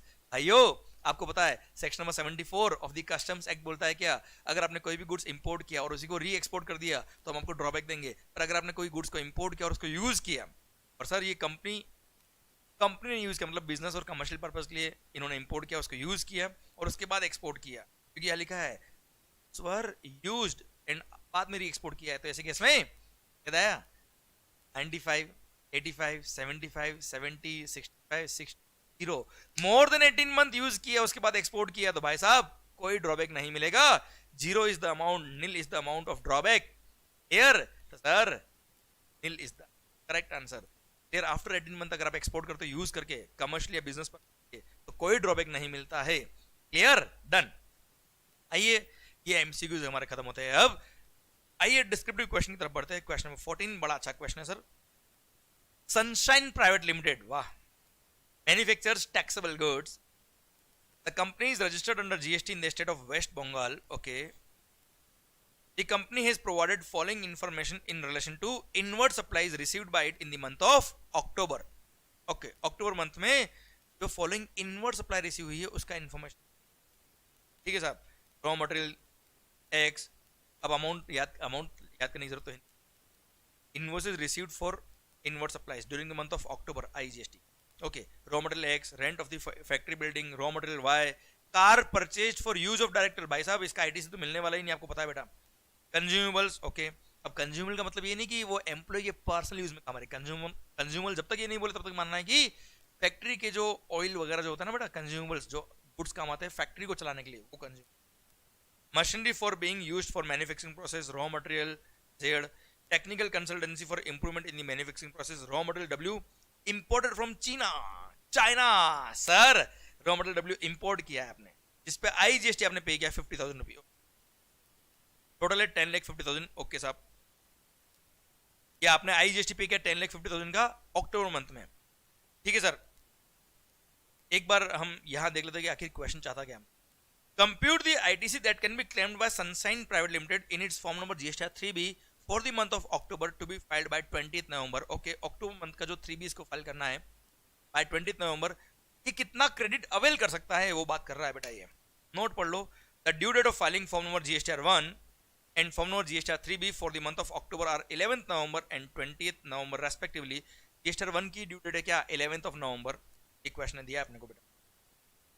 Subject to the information given above, all the other conditions for availing ITC have been complied with। ठीक है साहब, clear. ये question वो है बेटा, है क्या, provisional credit maximum कितना ले सकते हो आप, इसके बारे में क्वेश्चन है। अभी बात करते हैं, ये बॉक्स बड़ा इंपॉर्टेंट। ओके, पढ़ो इस बॉक्स को। The balance in form number GSTR 2A on 28th of October, देख अक्टूबर महीने की बात कर रहा है और अक्टूबर मंथ खत्म होने से पहले इसके 2A में invoices at serial number 1, 2 and 3 uploaded by the respective supplier in their form number GSTR 1 4,80,000। तो 4,80,000 का तो क्रेडिट इसके 2A में आ ही गया 28 अक्टूबर को। देखो invoice number 1, 2 and 3, invoice number 1, 2 and 3 2 lakh 150 और 130 पता है 480, तो 480 का क्रेडिट तो इसके 2A में आ रहा है 28 अक्टूबर को ही बेटा, अक्टूबर मंथ खत्म होने। The balance in form number GSTR 2A on 11th November which is the due date of filing the GSTR 2A GSTR 1 clear. और उस दिन तक जितना क्रेडिट आया होता है वही आप मैक्सिमम ले पाएंगे, प्लस प्रोविजनल क्रेडिट जो अलाउ होता है रूल नंबर 36 और रूल नंबर 4 के अकॉर्डिंग उतना। पर देखो एक बार पढ़ो इस बार, the balance in form number GSTR 2A, और ये बहुत अच्छा क्वेश्चन है बेटा, ध्यान रखना। और यही वो क्वेश्चन है जिसमें अमेंडमेंट भी हुआ है, पर दोनों बात करता हूं मैं आपसे, 2 मिनट रुकिए भैया, आप जल्दी नहीं करिए। Balance in form number GSTR 2A on 11th November at serial number invoices at serial number 1, 2, 3 and 4 furnished by the respective supplier in their form number GSTR 1। Okay sir 6 lakh, तो इनवॉइस नंबर 4 भी upload हो गया। देखो 1, 2, 3 तो already 28 अक्टूबर तक upload हो चुके थे, एंड रिमेनिंग केवल रिमेनिंग इनवॉइसेस में से only one invoice number 4 was uploaded और furnished by the supplier in their GSTR 1 till 11th November, और वो था कौन सा, 4th नंबर इनवॉइस देख लीजिए बेटा। Car purchase for use of director 1,20,000 was the IGST paid on the car. भाई no ITC is available in respect of GST paid on car used for director of the company because it is covered in section number 17 subsection 5 clause A। no ITC will be available, block credit। okay sir, so total ITC which was reflected in GSTR 2A was 6 lakh, but out of 6 lakh 120 was ineligible ITC, it was not eligible because it is of car। now point number 3 कहता है क्या, the balance in form number GSTR 2A on 20th November invoices at serial number 1, 2, 3, 4 and 5 uploaded by the respective supplier in their form number GSTR 1 इससे कोई relevance नहीं है, क्योंकि due date of filing GSTR 1 जो 11th नवंबर इसमें दे रखा है, उस दिन तक जितने सप्लायर्स ने अपना GSTR 1 सबमिट कर दिया होगा, उनके जो इनवॉइस हमारे 2A में रिफ्लेक्ट कर रहे होंगे, वही हमारे लिए रिलेवेंट है फॉर द मंथ ऑफ अक्टूबर। हाँ है ना, उतना ही मैक्सिमम आप क्रेडिट ले पाएंगे। अब उसमें अमाउंट था टोटल कितना, 6 लाख, पर 6 लाख में से 1,20,000 था वो क्रेडिट जो ब्लॉक क्रेडिट था बेटा, तो उसका क्रेडिट तो मिलेगा नहीं। तो सर 4,80,000 का ही अमाउंट आपके पास बचा विच इज एलिजिबल क्रेडिट, और हाँ इतना तो आपको मिलेगा ही मिलेगा, प्लस प्रोविजनल बेस पे आप क्रेडिट ले सकते हो। कितना सर, जिनके जुलाई में एग्जाम से, जुलाई 2021, वो ध्यान रखिएगा 10% of the eligible credit you can avail. आया ना बच्चों, देखो रिमेनिंग क्रेडिट कितना है बेटा, रिमेनिंग अमाउंट जो है वो ये सब है, ये आप ले सकते हो। क्लियर। अब सर रिमेनिंग 80,000, 1,50,000, 1,10,000, 60,000, आपको प्रोविजनल क्रेडिट कितना, 10% ऑफ 10,80,000 कितना है, 48,000, तो 48,000 आप ले सकते हो, कोई दिक्कत। Out of this much amount of credit 48,000 can be availed as provisional credit. पर जिनके एग्जाम्स नवंबर 21 या ऑनवर्ड्स है, वो ध्यान रखिएगा एलिजिबल क्रेडिट जो 4,80,000 है, ये 4,80,000 सर, इसका 5% आप क्रेडिट ले पाएंगे 5% is provisional credit. November 21 and onwards 5% is the provisional credit. July exams जिनके भी होंगे July 21 उनके लिए 10% is the provisional credit. Okay, clear माहौल? तो सरकार ध्यान रखिएगा इतना आप क्रेडिट ले पाएंगे. प्लस ये लास्ट वाला ध्यान रखिएगा, import of raw material W from China 50,000 was the IGST paid. ध्यान रखना यहां पर रूल नंबर 36 सब रूल नंबर 4 अप्लाई नहीं होता है. ध्यान रखना रूल नंबर 36 सब रूल नंबर 4 का जो रेस्ट्रिक्शन है कि प्रोविजनल बेस पे आप क्रेडिट ले पाएंगे, वो उन्हीं इनवॉइसेस उन्हीं सर डेबिट नोट्स पे अप्लाई होता है जो which are required to be furnished by the supplier through form number GSTR 1. And आपने जो इंपोर्ट किया है गुड्स फ्रॉम चाइना, तो सर आप बिल ऑफ एंट्री के बेस पर सर क्रेडिट ले लेंगे. इसलिए 50,000 तो आपको पूरा क्रेडिट मिलने वाला है, क्योंकि ये ऑब्वियसली 2A में रिफ्लेक्ट अभी नहीं होगा. सप्लायर आपका ये तो आपने इंपोर्ट किया है, अभी कस्टम्स ऑटोमेटेड सिस्टम के थ्रू ये रिफ्लेक्ट करेगा. पर यस कोई बात नहीं, ये रिफ्लेक्ट नहीं भी कर रहा है तो भी यहाँ पे प्रोविजनल क्रेडिट वाला जो बाउंडेशन है 10% वाला वो अप्लाई नहीं होता. ये पूरा क्रेडिट आप ले सकते हैं. क्लियर? तो सर ध्यान रखिएगा कितना क्रेडिट आपको मिलेगा. तो फर्स्ट जो 6 लाख के बिल आपके 11 नवंबर तक GSTR 2A में 11 नवंबर तक जो 6 लाख तक के इनवॉइस रिफ्लेक्ट कर रहे थे, उसमें से एलिजिबल क्रेडिट केवल 4,80,000, क्योंकि 1,20,000 क्रेडिट किसका, उस कार का which is not eligible for credit. तो आउट ऑफ दो 6 लाख के invoices 480 will be eligible credit. Second बात, प्रोविजनल बेस पे क्रेडिट कितना ले पाएंगे आप, क्योंकि इनवॉइसेस नंबर 5 से लेकर 8 तक अपलोड नहीं हुए थे बेटा GSTR 1 में. तो सर इनका अमाउंट जो होता है 5 से लेकर 8 तक वो होता है 4 लाख का क्रेडिट. पर ये तो इन्होंने अपलोड ही नहीं किए till due date of GSTR 1, इसलिए जो एलिजिबल क्रेडिट है 4,80,000, एलिजिबल क्रेडिट है 480, उसका 10% कितना होता है 48,000 अगर आपके जुलाई में एग्जाम से, और अगर आपके नवंबर या ऑनवर्ड एग्जाम से 24,000. मैंने ये जो बुक में चैप्टर दिया है, बुक में जो ये मैंने RTP इंसर्ट किया है, ये अमेंड करके इंसर्ट किया है, इसलिए यहाँ पे 5% मैंने दे रखा है. जिनके जुलाई में एग्जाम से ध्यान रखिएगा 10% 48,000 होगा, जिनके नवंबर 21 या ऑनवर्ड्स एग्जाम है उनके 5% of the eligible credit. Clear? तो कुल मिला के 48,000 मल्टीप्लाई बाय 10% अगर जुलाई में एग्जाम से, और 5% अगर नवंबर 21 या ऑनवर्ड्स एग्जाम. सर ये 24,000 इसलिए 5% के हिसाब से है, अगर जुलाई में एग्जाम से तो 10% आएगा 48,000 में. क्लियर? ओके सर ध्यान रखिएगा इनवॉइस सीरियल नंबर 9 वो जो इंपोर्ट किया था फ्रॉम चाइना, ये पूरा क्रेडिट आपको मिलेगा 50,000, क्योंकि यहाँ पे 36(4) का रेस्ट्रिक्शन अप्लाई नहीं होता है, क्योंकि 36(4) का रेस्ट्रिक्शन उन्हीं इनवॉइसेस या डेबिट नोट्स पे अप्लाई होता है which are required to be furnished by the supplier through GSTR 1 as per section number 37. Clear? Circular भी था बेटा, इसका ध्यान रखना आया ना, मैंने पूरा समझाया भी था आपको. तो अकॉर्डिंगली इतना टोटल क्रेडिट वो ले पाएगा आउट ऑफ 10,50,000 जो टोटल क्रेडिट था उसका, इसमें से केवल 575 ही अक्टूबर मंथ में क्रेडिट ले पाएगा. बहुत ही सुंदर क्वेश्चन, बहुत ही शानदार क्वेश्चन था बेटा ये, जो 36(4) को बहुत अच्छे से एक्सप्लेन कर रहा है. क्लियर? शायद ये क्वेश्चन पढ़ के आपको कॉन्फिडेंस भी बूस्ट हुआ होगा कि किस तरह से 36(4) के क्वेश्चन आ सकते हैं एग्जाम्स के. बहुत अच्छा क्वेश्चन. आइए क्लियर माहौल? सरकार पढ़िए क्वेश्चन नंबर 15.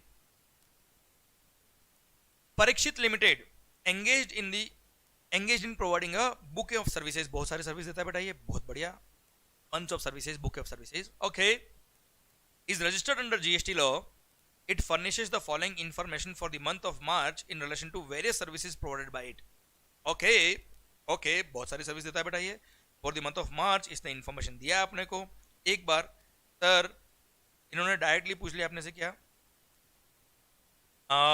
किस पे टैक्स लगेगा, किस पे नहीं लगेगा सर. ओके, अपने को निकालना कितनी वैल्यू सर्विस पे टैक्स लगेगा, किस पे नहीं लगेगा. क्लियर? कुल मिला के GST पेएबल कितना है. परीक्षित लिमिटेड ने ये सर्विसेज दी है following. First, fees from prospective employers for campus interview in its college. Campus interview के लिए जो पैसा लिया है टैक्स लगेगा साहब. इस दे रखा मैंने, एक्सप्लेनेशन दे रखा अपने बुक के अंदर, सर्कुलर नहीं एक्सप्लेनेशन दिया, टैक्स लगता है साहब. 5 buses each with seating capacity of 40 passengers given on hire to state transport undertaking. भाई स्टेट ट्रांसपोर्ट अंडरटेकिंग को अगर आप motor vehicle designed to transport passengers having seating capacity of more than 13% अगर आप देते हो तो उस पर टैक्स क्या है, एग्जेम्प्ट है. Then receipt of Shiny, a commercial coaching institute providing a coaching in the field of commerce, a certificate was awarded to each training after completion of training. भाई जैसे हमने भी प्रोफेशनल्स के लिए जो मैं GST कोर्स करता हूं उसमें हमने सर्टिफिकेट दिए certificate bye Yashwant Mangal in his on brand name. भाई इसका मतलब ये नहीं कि वो एग्जाम्ड हो गया।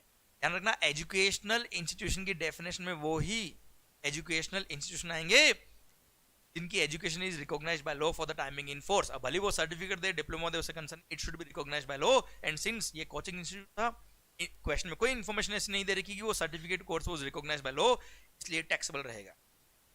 Interest received on fixed deposit of the company with Dhan Varsha. Sir पहले भी धन से रिलेटेड कोई क्वेश्चन था, अभी धन वर्षा, मजा आ रहा है सर। तो भाई कुल मिला के इंटरेस्ट पे जीएसटी वैसे भी exam. Interest received from running a boarding school, good, school चला था बेटा ये बोर्डिंग स्कूल, 39 लाख का रिसीट हुआ इसको, including receipts for providing residential dwelling services of rupees 18,20,000। भाई स्कूल अगर बच्चों को सर्विस दे रहा है, एनी सर्विस, आए an educational institution to its students, faculty और स्टाफ एग्जाम्ड है भाई, इंक्लूडिंग भले रेजिडेंशियल भी हो sir, all services by school to students exempted. Receipt of Shikshit Samuday and industrial training institute affiliated to the National Council for Vocational Training, courses run by said ITI are in designated trades। तो साहब ये exempt है भैया। Then receipt of Pratibha Institute, an institute providing registered under Director General of Employment and Training, okay, Union Ministry of Labor and Employment, running a modular employable skill course। नाम याद आ रहा है बेटा आपको, approved by the National Council for Vocational Training, again exempt है, याद आ रहा है नाम आपको सारे, क्लियर। प्रोफेशनल, नाम भले ही एकदम याद नहीं आ रहा, पर क्लिक कराओगे हाँ ये एग्जाम्ट है। Professional services provided to foreign diplomatic mission located in India. बहुत सारे लोग तो यही फ्लैट हो जाते बेटा पढ़ते ही, भाई services provided by foreign diplomatic mission located in India exempt होता है, services provided to foreign diplomatic mission exempt नहीं होता है। ये क्या है, टैक्सेबल है, क्लियर, ध्यान है सर। अरे भाई services provided to foreign diplomatic mission taxable रहेंगे। और हाँ पता है, इन्होंने जो भी टैक्स पे किया होता है, इनवर्ट सप्लाई पे जो टैक्स पे किया होगा उसके रिफंड के लिए अप्लाई कर देंगे, वो एक अलग बात है। पर यस, हम जो पैलेट बिल इशू करेंगे उस पर तो टैक्स लगाएंगे, that is a taxable supply, clear. तो सर कितना जीएसटी पेबल है देख लेते हैं हम, 18% is the rate of tax, okay sir. तो 520 वाज टैक्सेबल, 182 वाज टैक्सेबल और 104 इज टैक्सेबल, दैट्स इट। 520 इस पे 18% लगा देना बेटा, 182 18%, then 104 18%, all are exempt, that's it, clear। शायद आपको हर एक पॉइंट समझ में आया, हर एक पॉइंट आपको याद आ रहा है, that is more important, clear। आइए क्वेश्चन नंबर 16। और हाँ, अगर आपको एग्जामिनेशन के सारे पॉइंट बहुत अच्छे से क्लिक नहीं करे तो जरूर रिवीजन लेक्चर को 2-3 बार देख ले बेटा, मजा बन जाएगा। आइए question number 16, briefly examine whether the appeal or review application filed in the following independent cases is within the time limit prescribed under the GST law। Sir appeal या रिव्यू एप्लीकेशन के लिए टाइम लिमिट कितना है, उसके लिए question बनाया हुआ है सर, देखते हैं। पता है वो चार्ट मैंने अपील के लिए बनाया था बेटा, अपील चैप्टर पढ़ाते वक्त, रिवीजन लेक्चर में भी मैंने वो चार्ट दे रखा है, आप देखिए उसको जरूर। और हाँ समरी बुक के अंदर भी मैंने चार्ट दे रखा है आपको, है ना, उससे बहुत फास्ट रिवीजन होता है।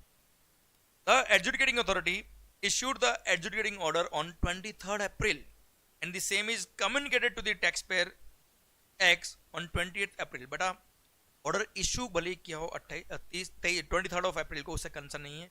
ऑर्डर जब रिसीव होता है, क्लियर, उस दिन से period of limitation count, 28 April is relevant date, वहां से पीरियड काउंट करेंगे। Mister X agreed by the order of adjudicating authority filed an appeal to the appeal authority on 26th of July. Okay तो sir adjudicating authority के against अगर आपको SSC को appeal file करनी है तो उसके लिए टाइम मिलता है कितना, 3 मंथ का, और 3 महीने से ज्यादा लेट हो गया, 3 मंथ से ज्यादा लेट हो गया, तो ऐसे केस में अपीलेट अथॉरिटी के पास पावर है कि वो चाहे तो delay up to period of 1 month can be condoned by appellate authority. 3 month plus 1 month का टाइम होता है, देखते हैं इसने 3 महीने के अंदर अपील फाइल करेगी।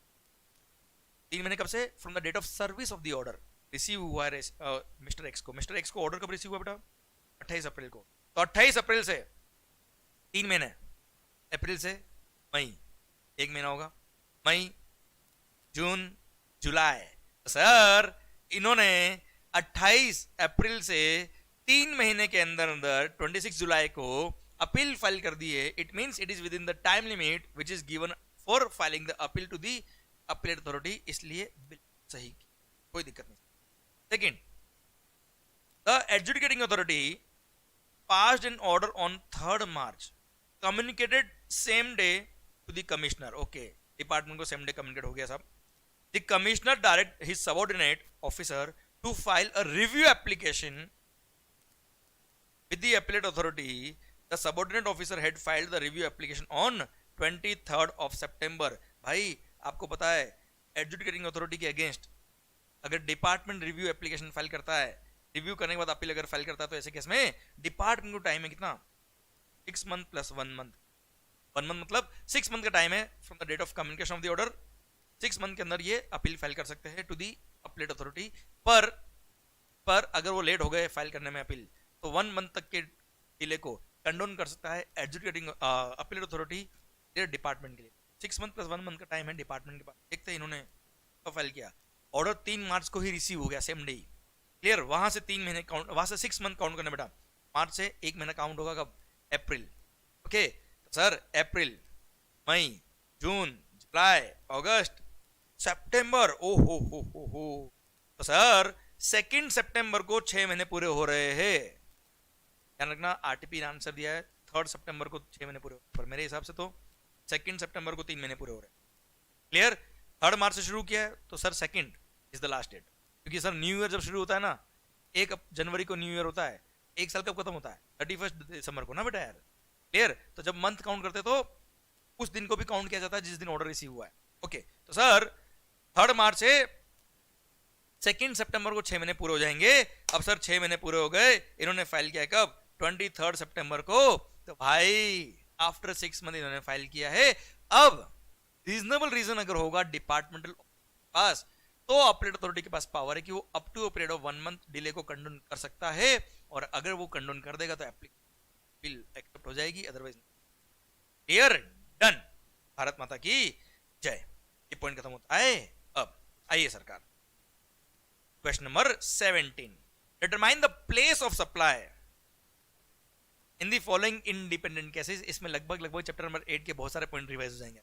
आइए, मिस्टर साहूकार. पता है बेटा जितने भी क्वेश्चन आप पढ़ रहे हो बड़े इजी, पर इजी का भी जब आपको आते हैं. मिस्टर साहूकार, new Delhi boards the new Delhi Kolkata train eight new Delhi. अच्छा, ट्रेन में चढ़ रहा था भाई, बोर्डिंग कर रहा है.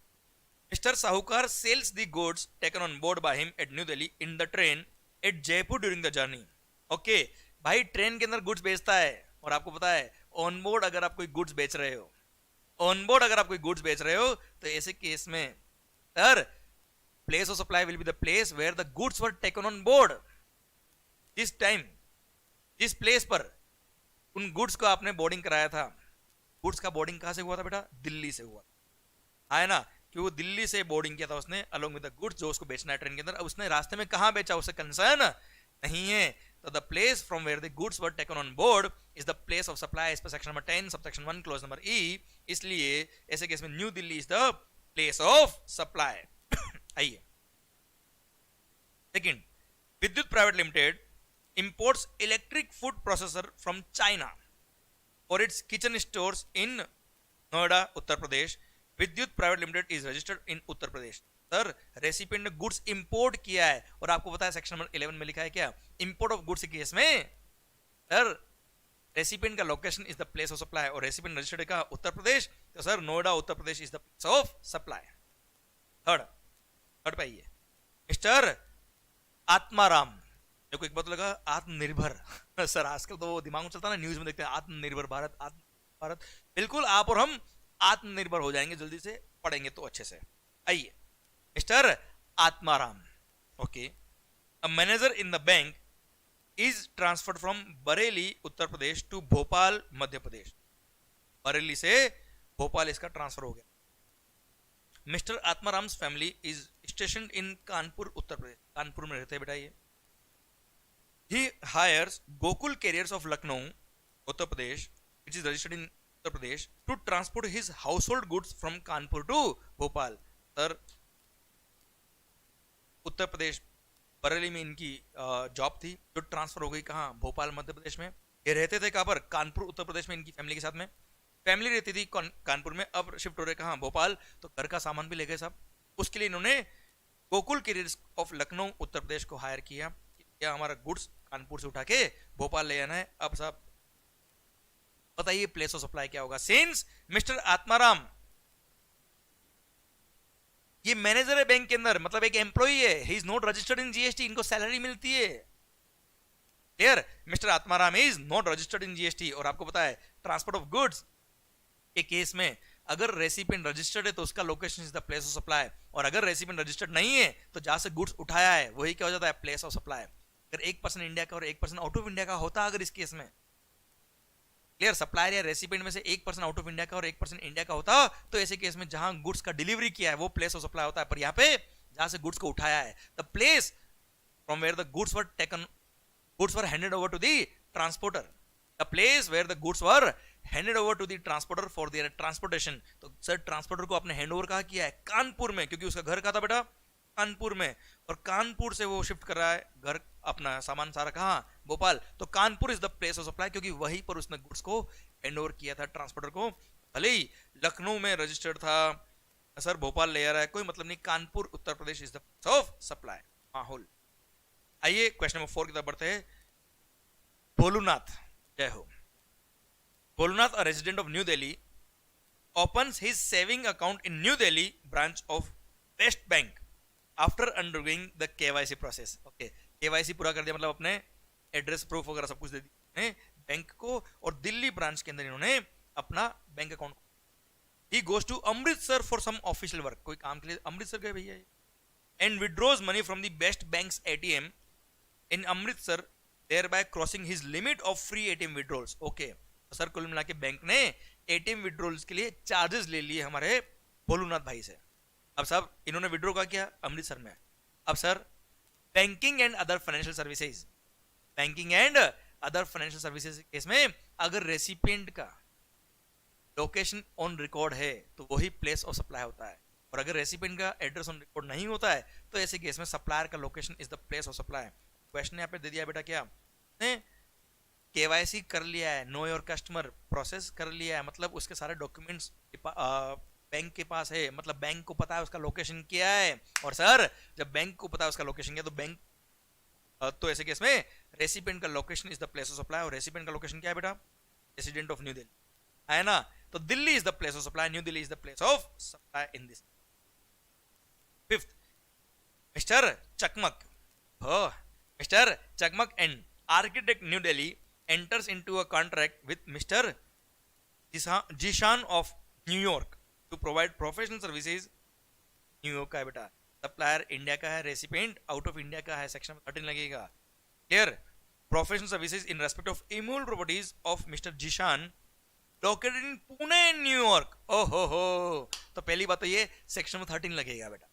13 बोलता है services in relation to immovable property, section 13 subsection 3, जहां पर वो इमूवेबल प्रॉपर्टी लोकेटेड है या इंटेंडेड टू बी लोकेटेड है वही क्या हो जाएगा, प्लेस ऑफ सप्लाई। पर अगर if the property is located in more than one location, clear, including one in India, one in taxable territory, section 13 subsection 6 बोलता है क्या, अगर सर्विसेज सबसेक्शन 3, 4 या 5 वाली services more than one territory में provide करिए, including one in Indian territory या taxable territory, तो ऐसे केस में taxable territory is the place of supply for the entire value. तो यहां पर पुणे और न्यूयॉर्क दोनों के लिए प्लेस ऑफ सप्लाई पुणे माना जाएगा इस पर section 13 subsection 3 and section 13 subsection 6। Clear, दोनों को साथ में पढ़ के आंसर आ रहा है क्या, Pune, Pune is the place of supply. माहौल जबरदस्त, इसी के साथ क्वेश्चन खत्म होता है। अब आइए बच्चों पढ़ते हैं हम क्वेश्चन नंबर 18 की तरफ। परिधि limited is a registered manufacturer engaged in taxable supply of goods. Okay, Paridhi Limited purchased the following goods during the month of January and provided the following information. January month में purchase किया following goods और information provide. Okay sir, अपने एक बार देख लेते हैं कि में आखिर सर इस क्वेश्चन में मतलब हाँ बेटा क्या निकालना है तो अपने अभी पता नहीं सर, बहुत अच्छी जिंदगी जिएंगे हम सब लोग अगर पॉजिटिव रहे और मस्त रहे माहौल के साथ शानदार तरह से। ओके, पढ़ लो।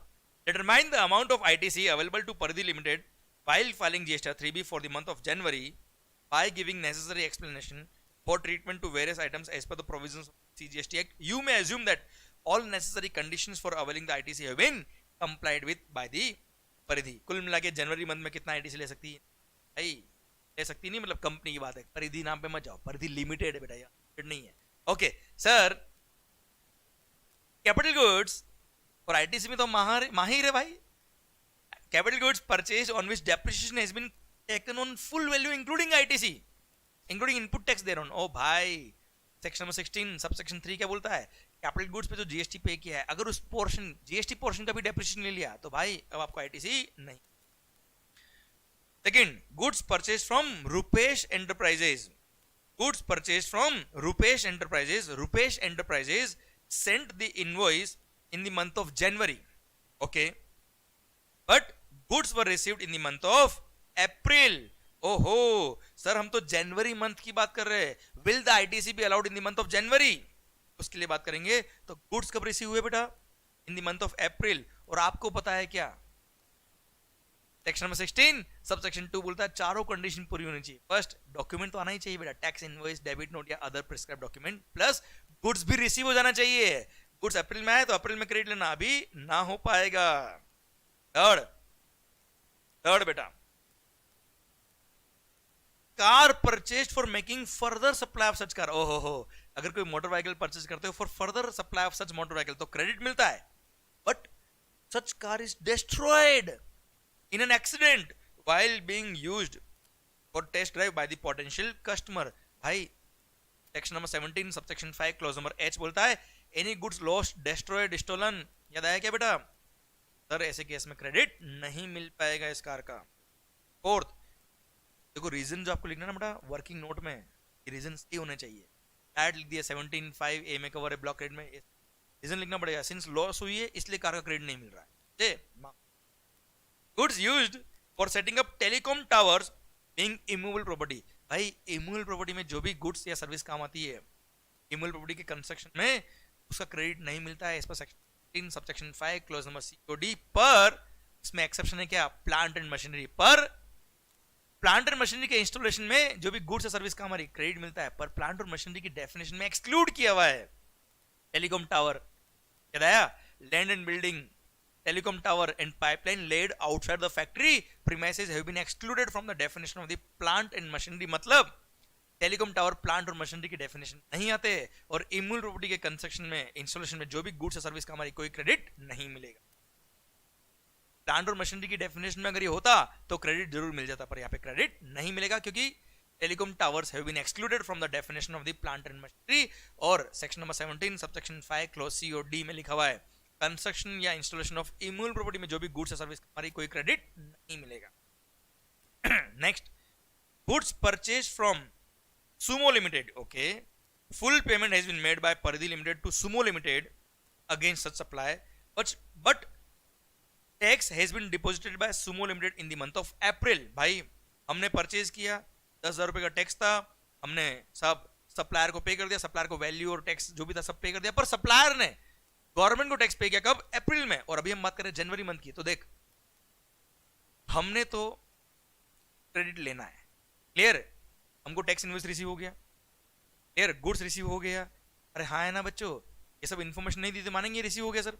बस नेक्स्ट कंडीशन दी क्या? Supplier must have paid the tax. पर सप्लायर ने अगर टैक्स पे नहीं किया तो एक बार हम प्रोविजनल बेस पे क्रेडिट ले सकते हैं, क्लियर? तो 10,000 का क्रेडिट भी मिलेगा, बट ऑन प्रोविजनल बेसिस। और अगर बाद में जब ये कंफर्म, बाद में जब ये पेमेंट कर देंगे गवर्नमेंट को अप्रैल में, तब कंफर्म हो जाएगा क्रेडिट है आपका, पर एक बार प्रोविजनल बेस पे ले सकते हो। और हाँ, सिंस इस क्वेश्चन ने कोई ऐसी इन्फॉर्मेशन नहीं दी कि मैक्सिमम प्रोविजनल क्रेडिट कितना मिल पाएगा कितना नहीं मिल पाएगा, इसलिए आप उस चीज को 10% या 5% ऑफ दी एलिजिबल आईटीसी वाले पॉइंट को इग्नोर करें, या फिर पूरा क्रेडिट लीजिएगा। Okay sir, truck purchase for delivery of output goods. हाँ जी, ट्रक के लिए कोई क्रेडिट लेना नहीं किया है, क्रेडिट मिल जाएगा। तो कुल मिला के 90,000 अमाउंट जिसका आप क्रेडिट ले। ओके देख लीजिए, जी हाँ 90,000 इज द अमाउंट जिसका आपको आईटीसी मिलने वाला है। देखो बेटा, यहाँ बहुत सारे लोग गलती करते हैं, वर्किंग नोट भी पढ़ लीजिए जो आईसीए ने दिया है। ITC can be claimed provisionally in the month of January itself, since all the conditions which are necessary for availing ITC have been complied with. However, the claim will be confirmed only when the tax charged in respect of such supply has been actually paid to the government by the supplier. आया ना बेटा? तो sir एक बार provisional base पे आप ले सकते हो, कोई दिक्कत नहीं। चलिए अच्छा, क्वेश्चन की लैंग्वेज से पता पड़ जाएगा कि वो 5% या 10% प्रोविजनल क्रेडिट लेने वाला क्वेश्चन है या नॉर्मल क्वेश्चन। जैसे हमने पहले क्वेश्चन पढ़ा था, उसमें डायरेक्टली बोल दिया था कि जीएसटीआर 1 फाइल करने तक इतने, जीएसटीआर 2A में रिफ्लेक्ट हो रहा है कि नहीं हो रहा है, सब कुछ आया ना बच्चों। तो 2A में रिफ्लेक्ट हो रहा होगा, उसने रिटर्न तो फाइल कर दिया होगा, जीएसटीआर 1 तो फाइल कर दिया होगा, ऐसा प्रिज्यूम करें। ओके ठीक। क्वेश्चन नंबर 19, यहाँ लास्ट के 2 क्वेश्चन बचे हैं आरटीपी के। Solve. SGNA Industries Limited of Surat imported one machine through vessel from Japan in the month of September and has furnished the following details. Okay, ठीक है sir, अपने को ultimately क्या निकलना है एक बार क्वेश्चन के एंड में देख लीजिए। You are required to compute the amount of custom duty including IGST payable under section number 37 of the Custom Tariff Act with appropriate working notes. Okay, कुल मिला के इंपोर्ट ऑफ गुड्स हुआ है और वैल्यूएशन का क्वेश्चन है भाई। ठीक है sir. Cost up to the port of exportation incurred by the exporter 5 lakh. चलिए, ये येन में दे रखे हैं, जापानीज येन में। ओके, 5 लाख इंक्लूड करेंगे वैल्यू में। फिर loading charges at the port of exportation. Sir, port of exportation का लोडिंग चार्जेस इंक्लूड करेगा, एफओबी कॉस्ट में इंक्लूड होगा बेटा ये। 1,25,000 भी इंक्लूड करेंगे एफओबी के अंदर बेटा। फिर freight charges from port of export two port of import in India. ये सर वेसल से इंपोर्ट हो रहा है और एक्चुअल फ्रेट दे रखा, हम ऐड करेंगे। और बच्चों ध्यान रखना सर, आगे के एक बार पॉइंट पढ़ लो, क्योंकि फ्रेट के पहले जितने भी अदर एडिशंस होते हैं बेटा, वो सब एफओबी के अंदर इंक्लूड करने होते हैं, इसलिए आप पहले ही देख लीजिए बाकी की adjustment. The following additional amount paid by SGNA industries limited.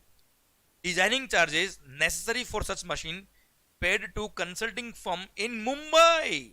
भाई भाई भाई, डिजाइनिंग चार्जेस याद आया, cost of design development etcetera, ये इंक्लूड होता है वैल्यू में। पर अगर designing charges are incurred in India, research and development design development charges India में इंकर किए तो इसको इंक्लूड नहीं करेंगे, तो वैल्यू में इंक्लूड नहीं होगा ये।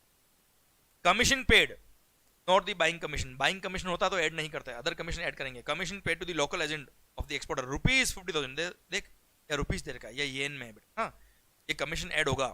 ओके, एक्चुअल अभी मैं पूरा क्वेश्चन पढ़ लेते, फिर इसको पहले करेंसी को कन्वर्ट करेंगे, फिर आगे क्वेश्चन पढ़ेंगे हम आगे।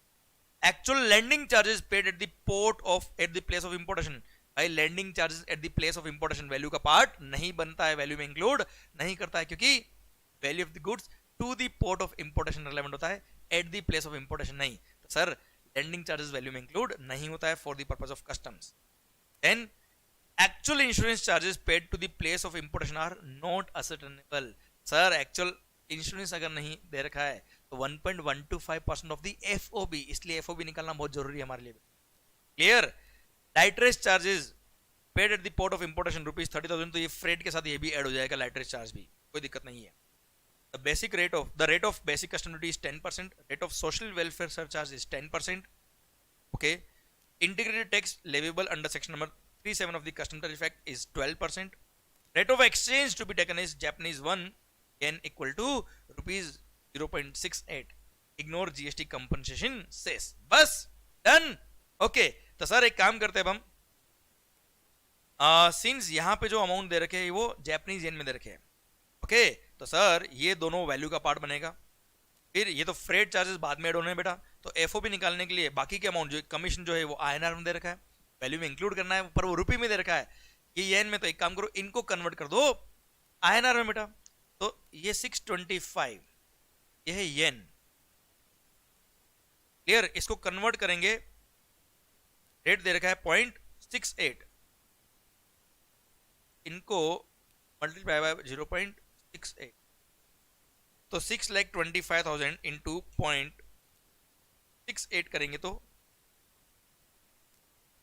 4,25,000 अमाउंट आया है इन आईएनआर। अब सर कमीशन भी ऐड करेंगे हम एफओबी के अंदर। कमीशन है कितना? 50,000, ये 50,000 हमने ऐड कर दिया। क्लियर। लैंडिंग चार्जेस वैल्यू का पार्ट नहीं बनता है, डिजाइनिंग चार्ज वैल्यू का पार्ट नहीं बनता है। फिर एक्चुअल इंश्योरेंस चार्ज अवेलेबल नहीं है, हम 1.125% ऑफ एफओबी निकाल लेंगे। लाइट रेस चार्ज दे रखा है, वो फ्रेट का पार्ट बनता है साहब, कोई दिक्कत नहीं, मतलब एफओबी तो यही आएगी। तो 425 प्लस 50 कितना हो गया? 475,000 is the what? FOB in INR. अब इसका इंश्योरेंस 1.125% ऑफ एफओबी। 475 इंटू 1.125% आता है कितना? 5343.75। ओके, ऐड कर दीजिए 480343.75। ओके सर, ये आ गया आपका इंश्योरेंस का अमाउंट ऐड किया। अच्छा पहले तो आप भाई फ्रेट भी तो ऐड करेंगे। फ्रेट, ये फ्रूट नहीं है, फ्रेट है। फ्रेट कितना है सर? फ्रेट चार्जेस दे रखे वेसल से है बेटा, एक्चुअल ना वेसल से दिया है, एक्चुअल दे रखा तो एक्चुअल ऐड करेंगे। Freight charges from port of export to the port of import in India is 50,000 yen. ये है 50,000 येन में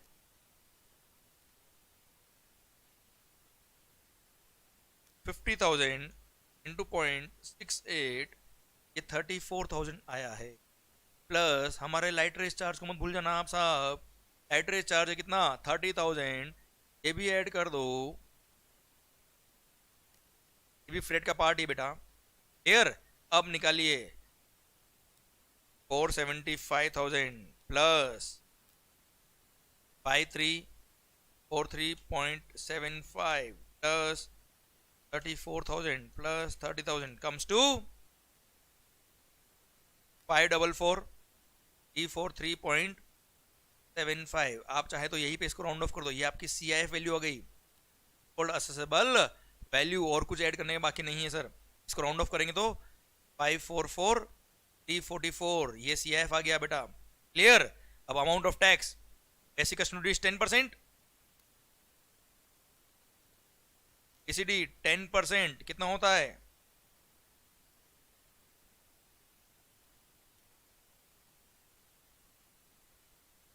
544,34.4। Okay, then social welfare surcharge 10% of this, तो 5,443.44 हो गया ये। क्लियर? इनको ऐड करेंगे 544,344 प्लस 5,443.4 प्लस 5,443.44, ये अमाउंट आया है 604,221.84। क्लियर? अब इस पे लगेगा 37, ध्यान रखना बेटा। क्लियर? वैसे आपने बहुत वैल्यूएशन के क्वेश्चन किए, कोई इसमें कोई नया पॉइंट नहीं है, कोई बड़ा क्वेश्चन नहीं है, कोई टफ नहीं है। क्लियर? इसका 12% बचा, 12%, यस, ये 12% ओके। तो सर 12% कम्स टू 72,506.62। ओके, ये IGST आ गया। ओके चलिए, ये तो हमने टैक्स का अमाउंट निकाल दिया। अब देखो इसने क्या पूछा है, you are required to compute the total custom duty including IGST under section 37 along with appropriate working notes. ठीक है सर, टोटल कस्टम कितना लग गया सर? मतलब कुल मिला के अब इन अमाउंट्स को ऐड करना है, इसको, इसको और इसको, ये तीनों ऐड कर देंगे तो अमाउंट हमारा आ जाएगा amount of tax payable. Clear? Round of कर देना बेटा इनको। आया ना बच्चों? माहौल जबरदस्त, शानदार। क्लियर है सर? तो कस्टम का ये बड़ा क्वेश्चन भी खत्म होता है। अब चलिए सर, अब हम आ गए एक लास्ट क्वेश्चन की तरफ, क्वेश्चन नंबर 20। सर बड़ा अच्छा क्वेश्चन है, एंटी डंपिंग ड्यूटी का है ये। KTU limited has imported certain goods for sale in India from country Z। ठीक है साहब, which are liable for anti-dumping duty। Okay, anti-dumping duty लगेगा। Country Z sells the like goods in its domestic market in the ordinary course of trade at $300 per piece। अच्छा, country Z जो है ना बेटा, वो अपने ही देश के अंदर in its own domestic country if it sell the goods in the ordinary course of business, तो ये $300 per piece में सेल कर। The imported goods are sold in domestic Indian industry at $275 per piece। अच्छा sir, domestic Indian industry में 275 पर dollar में ये cell होता है, $275 पर पीस में सेल होता है। The KTU Limited has imported the goods at $180 only। Okay, actually import किया है 180 पर पीस में, $180 पर पीस में, और landed value of the imported goods is $190 per piece। Okay, compute the anti-dumping duty payable by KTU Limited for 800 pieces of these goods it had imported during the year assuming conversion rate at ₹72 per US dollar. Okay, sir आपको पता है anti dumping duty कितना लगता है? Anti dumping duty is the lower of margin of dumping और injury margin, मतलब margin of dumping और injury margin which ever is lower is the amount, sir जितना हम क्या लगाएंगे एंटी डंपिंग ड्यूटी. अच्छा अब बात आती है मार्जिन ऑफ डंपिंग क्या होता है. देखो बेटा, मार्जिन ऑफ डंपिंग मतलब यूजुअली जिस प्राइस में वो एक्सपोर्टर अपने ही देश में वो गुड्स जितने में सेल करता, that is what is called their normal price. Normal price और एक्सपोर्ट प्राइस को कंपेयर करेंगे. उनकी नॉर्मल प्राइस थी $300 per piece in their own country. अगर कंट्री जेड में ही वो गुड्स बिकता तो उसकी नॉर्मल प्राइस होती कितनी? $300. क्लियर? तो normal price will be compared by actual export price, और एक्चुअल एक्सपोर्ट प्राइस थी कितनी बेटा? $180 आया ना. 180 मतलब $120 is the dumping margin of dumping air पर पीस. मार्जिन ऑफ डंपिंग क्या होता है बेटा? वो एक्सपोर्टर अपनी कंट्री में कितने में बेच रहा है और इंडिया में कितने में बेच रहा है, मतलब उतना डंपिंग मार्जिन होंगे ना बेटा एक तरह से. Normal price as compare to export price. हाँ है ना बच्चों? इज कॉल्ड डंपिंग मार्जिन या margin of dumping. Now injury margin, what is called injury margin? Injury margin मतलब हिंदुस्तान के अंदर वो डोमेस्टिक मार्केट में कितने में इंजरी करेगा, है ना. तो हिंदुस्तान मार्केट में वो यूजुअली कितने में सेल हो रहा है और उसका लैंडेड कॉस्ट क्या है वो कंपेयर कर लेंगे तो क्या आ जाएगा बेटा? इंजरी मार्जिन की डोमेस्टिक मार्केट में इतने प्राइस से वो इंजरी कर रहा है. सर डोमेस्टिक मार्केट में वो यूजुअली सेल होता है कितने में? 275 पर पीस में. 275 पर पीस में, और उसका लैंडेड कॉस्ट कितना आ रहा है इंडिया में बेटा? 190. तो यूएस डॉलर कितना हुआ भाई? 275 is the what? Non injuries price in India, मतलब वो प्राइस जिसमें डोमेस्टिक मार्केट में नॉर्मली गुड्स बिकता है. नॉन इंजरीज प्राइस जिसको बोलते हैं बेटा, डोमेस्टिक मार्केट का normal price 275 minus landed price, जिस प्राइस पे वो गुड्स इंडिया में आ रहा है, लैंड कर रहा है, 190. सर आएगा कितना? ऑब्वियसली 85 और 95. Sir $85 per piece is the injury margin. Sir, now $120 or rupees or $85, whichever is lower, obviously 85 per dollar. $85 per piece is the anti-dumping duty which will be charged. और since इस case में 800 piece उसने code किए, कितना लगेगा? देख 800 into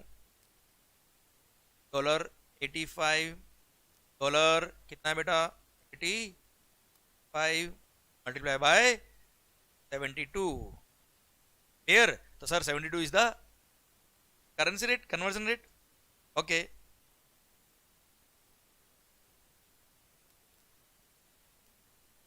sir 4896 rupees. Okay, this is the amount which will be charged as anti-dumping duty in this case, 48,90,000. Clear? Done. I hope question समझ में आए. आई होप आपको सारे क्वेश्चन आरटीपी के इजी लगे. अच्छा ध्यान रखना, आपने अगर नोटिस किया हो बेटा, तो कई सारे वो छोटे छोटे पॉइंट्स जो कई बार हम रिवीजन में या पढ़ते वक्त इग्नोर करते हैं, उन पे बहुत ज्यादा ध्यान नहीं देते, वो सब यहाँ पे एग्जाम्स के अंदर बहुत बड़ा रोल प्ले करते हैं. इसलिए बच्चों आप ध्यान रखिए, जो भी टॉपिक आप पढ़ रहे हो, जो भी सब्जेक्ट आप पढ़ रहे हो, कोई भी चैप्टर आप पढ़ रहे हो, तो उसके जो छोटे छोटे पॉइंट होते हैं, जैसे टेलीकॉम टावर प्लांट और मशीनरी की डेफिनेशन में आता कि नहीं आता है, बहुत सारे लोग इस पर ध्यान नहीं. क्लियर? वैसे हमने लेक्चर के अंदर बहुत डिटेल में बात करी और एक एक पॉइंट को बहुत कॉन्सेप्ट के साथ, इसकी रीजन के साथ मैंने बताया था बेटा. भारतीय एयरटेल का जजमेंट था बेटा, जब सर्विस टैक्स एक्साइज हुआ करता था, सैंडविच क्रेडिट बना गया था वहाँ पे बॉम्बे हाईकोर्ट ने, उसकी वजह से प्लांट और मशीनरी की डेफिनेशन से टेलीकॉम टावर को ही हटा दिया. तो इस तरह के लॉजिक मैंने हर टॉपिक में दिया आपको क्लास के अंदर, लेक्चर के अंदर. पर हाँ, आप लोग रिवीजन के टाइम पे हर इस छोटे छोटे पॉइंट का ध्यान रखें. क्लियर? क्योंकि छोटे छोटे पॉइंट से ही क्वेश्चन के आंसर में बहुत बड़ा इफेक्ट आ जाता है और अल्टीमेटली आंसर हमारा गलत होने के चांस होते हैं अगर वो छोटे छोटे पॉइंट का हमने ध्यान नहीं रखा. क्लियर? अदरवाइज आई होप आपको पूरा आरटीपी मजा आया होगा, सोल्व करने में आपका कॉन्फिडेंस बढ़ा होगा. And I want you all to practise all the questions at your end, क्योंकि वो सबसे ज्यादा जरूरी है. ये आरटीपीस तो क्या है, जस्ट चेक करना आपका कॉन्फिडेंस कि कितना आपने पढ़ा और कितना आपको याद हो पा रहा है और कहाँ आप गलती कर रहे हो. अच्छा, अगर आप कहीं गलती कर रहे हो तो उसको कहाँ और कैसे इंप्रूव करना ये चेक करने के लिए आरटीपीज वगैरह काम आती है बेटा. Okay, so all the very best, take care. और हाँ, एक बात और, आईसीएआई ने जो एडिशनल एमसीक्यूज की बुकलेट इश्यू करी थी, बता देता हूं मैं आपको. सारे एमसीक्यूज जो ऑलरेडी हमारी क्वेश्चनर बुक थी, पहला वाला एडिशन, उसमें भी कवर है. कोई एमसीक्यू नया नहीं है बेटा. केवल केस स्टडी बेस्ड एमसीक्यूज जो नए दिए वो हमें पढ़ने रहेंगे, वो उसका हम सॉल्यूशन देंगे आपको डेफिनेटली. पर बाकी सारे एमसीक्यूज ऑलरेडी अपने क्वेश्चनर बुक में कवर है. अगर आपने वो क्वेश्चनर बुक ऑलरेडी पढ़ रखा है या आपके पास पुराना क्वेश्चनर भी है, don't worry, no need to worry, सारे क्वेश्चन ऑलरेडी कवर्ड है.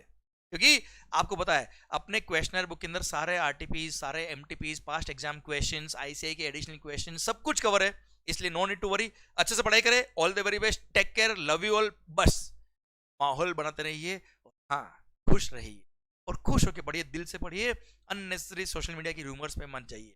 अपना काम है पढ़ना, पॉजिटिव डायरेक्शन में आगे बढ़ना, बढ़ते रहिए. All the best, take care, love you.